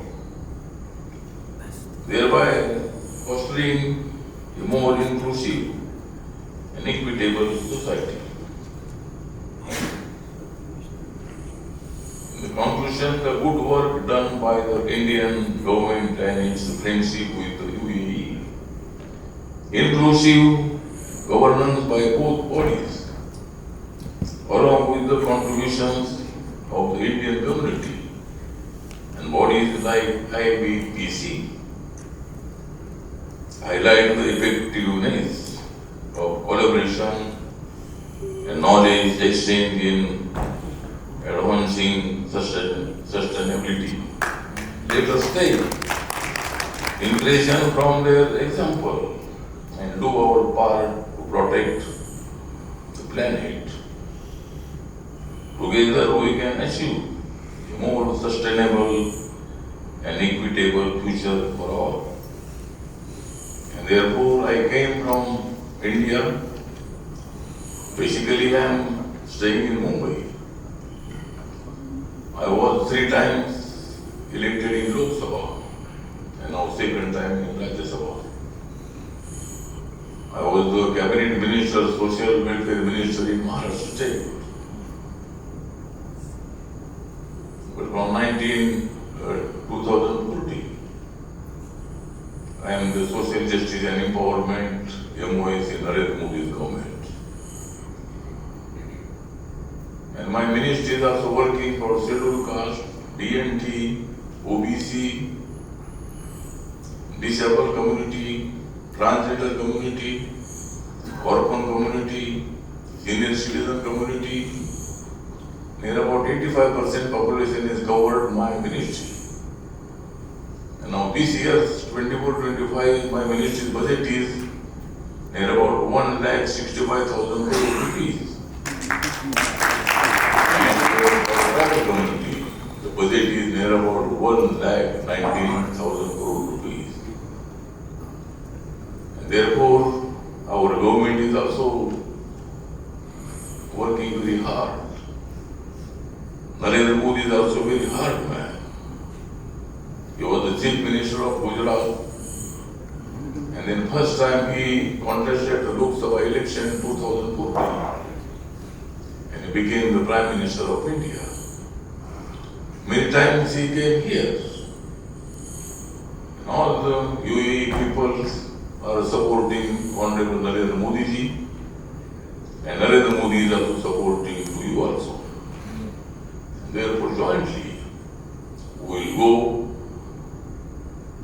and our business, any problem, definitely our Indian government will support you. There is also a good relation between UAE and India. And therefore I am not going to take your more time. But I am the social justice and empowerment minister in Narendra Modi's government. And today you invited me here. Mr. Sahitya Chaturvedi, your name is Sahitya. Sahitya means you are a literary man, literature. Indian literature means Sahitya. And therefore, you are having the Indian literature also. And you are having the UAE literature. Therefore, Saidi Chaturvedi is also the Secretary General of IBPC. He elected in the election, and any problem, definitely you tell me, definitely our government will support all of you. And therefore, I am not going to take up more time. But in this very important seminar, you invited me here. Our parliament session is going on, but one award function arranged by my friend Sanvirji, and therefore today in the evening and day after tomorrow the program is also here, and I want to go back to Delhi. Therefore, I am not going to take your more time, but you invited me very important seminars, and discussion is also very highly discussion. Many intellectuals are also present here, business people are also present here. How to develop our business, not only Dubai, not only Abu Dhabi. Jai UAE. Thank you. India से Dubai आया हूँ आप सभी business वालों को support देने के लिए, और मैं इंडिया जा रहा हूँ तुम्हारे दुश्मनों का बदला लेने के लिए। क्या बात है। मैं यहाँ नहीं आया हूँ जल्दी यहाँ से जाने के लिए, मैं यहाँ नहीं आया हूँ यहाँ से जल्दी जाने के लिए, मैं तो यहाँ आया हूँ बिजनेस पाने के लिए। वाह, क्या बात है, क्या बात है। This is the beauty, this is the beauty. Sir, please remain on the stage. I will be requesting our Vice Chairman, Shri Sunil Sinha Sahab, and I will also request our Governing Board representing Mr. Ramesh Mahalingam, and I also request representative from Indian Consulate Dubai in this auditorium, Mr. Vinod from Prasar Bharati Doordarshan channel over here, and I request Mr. Karthik to take the memento and come forward, and I request Mr. Chandrasekhar Bhatia as well to join us on the stage.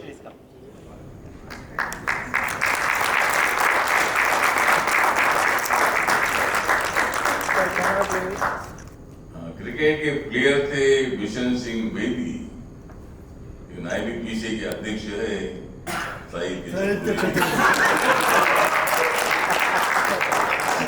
आशीर्वाद, बहुत बहुत बहुत बहुत शुक्रिया, बहुत बहुत धन्यवाद, and I take it forward to Mr. Karthik Raman organizing the program so nicely.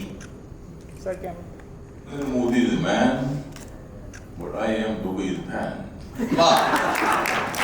This is the beauty. Last year also I recognized, that's why I categorically requested. Last year on Yoga Divas, Minister Sahab was invited. He was here in the peak of summer on June, and I saw in every audience in the program, wherever he attended, आशु कवि जिसे कहते हैं कि जैसी situation हो, on the basis of that situation immediately the poetry comes, and that poet is called आशु कवि. तो वो आप आशु कवि हमारे मध्य में आज उपस्थित हैं. Very rarely you will find such type of the poets. Instantly who is creating, curating the poetry and presenting it immediately. Thank you, thank you. So Karthik. With this, can I call upon stage our keynote speaker, Mr. Maher Al-Kabi. A big round of applause, please. Sir, camera please. Sir, camera please. आएगी लीना, जब मेरे सामने आएगी लीना, मेरा मजबूत हो जाएगा सीना. Your name is Khan. Yes, sir. Your name is Khan, but I am India John. Yeah.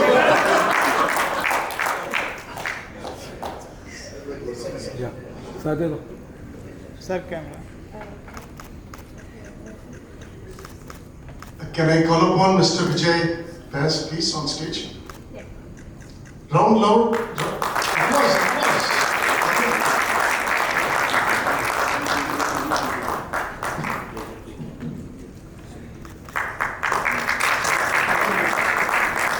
Sir, camera please. मुझे बिल्कुल नहीं लगता है भय, मुझे बिल्कुल नहीं लगता है भय, क्योंकि मेरे बाजू में खड़ा है विजय। क्या Felicitate the moderator of the session, Mr. Karthik Raman.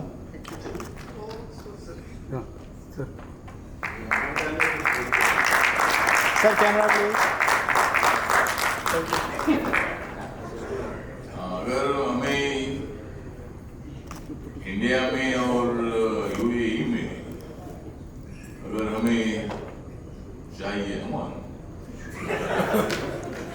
अगर इंडिया और यूएई में अगर हमें चाहिए अमन, तुम्हें हमारे साथ हमेशा रहेगी रमन।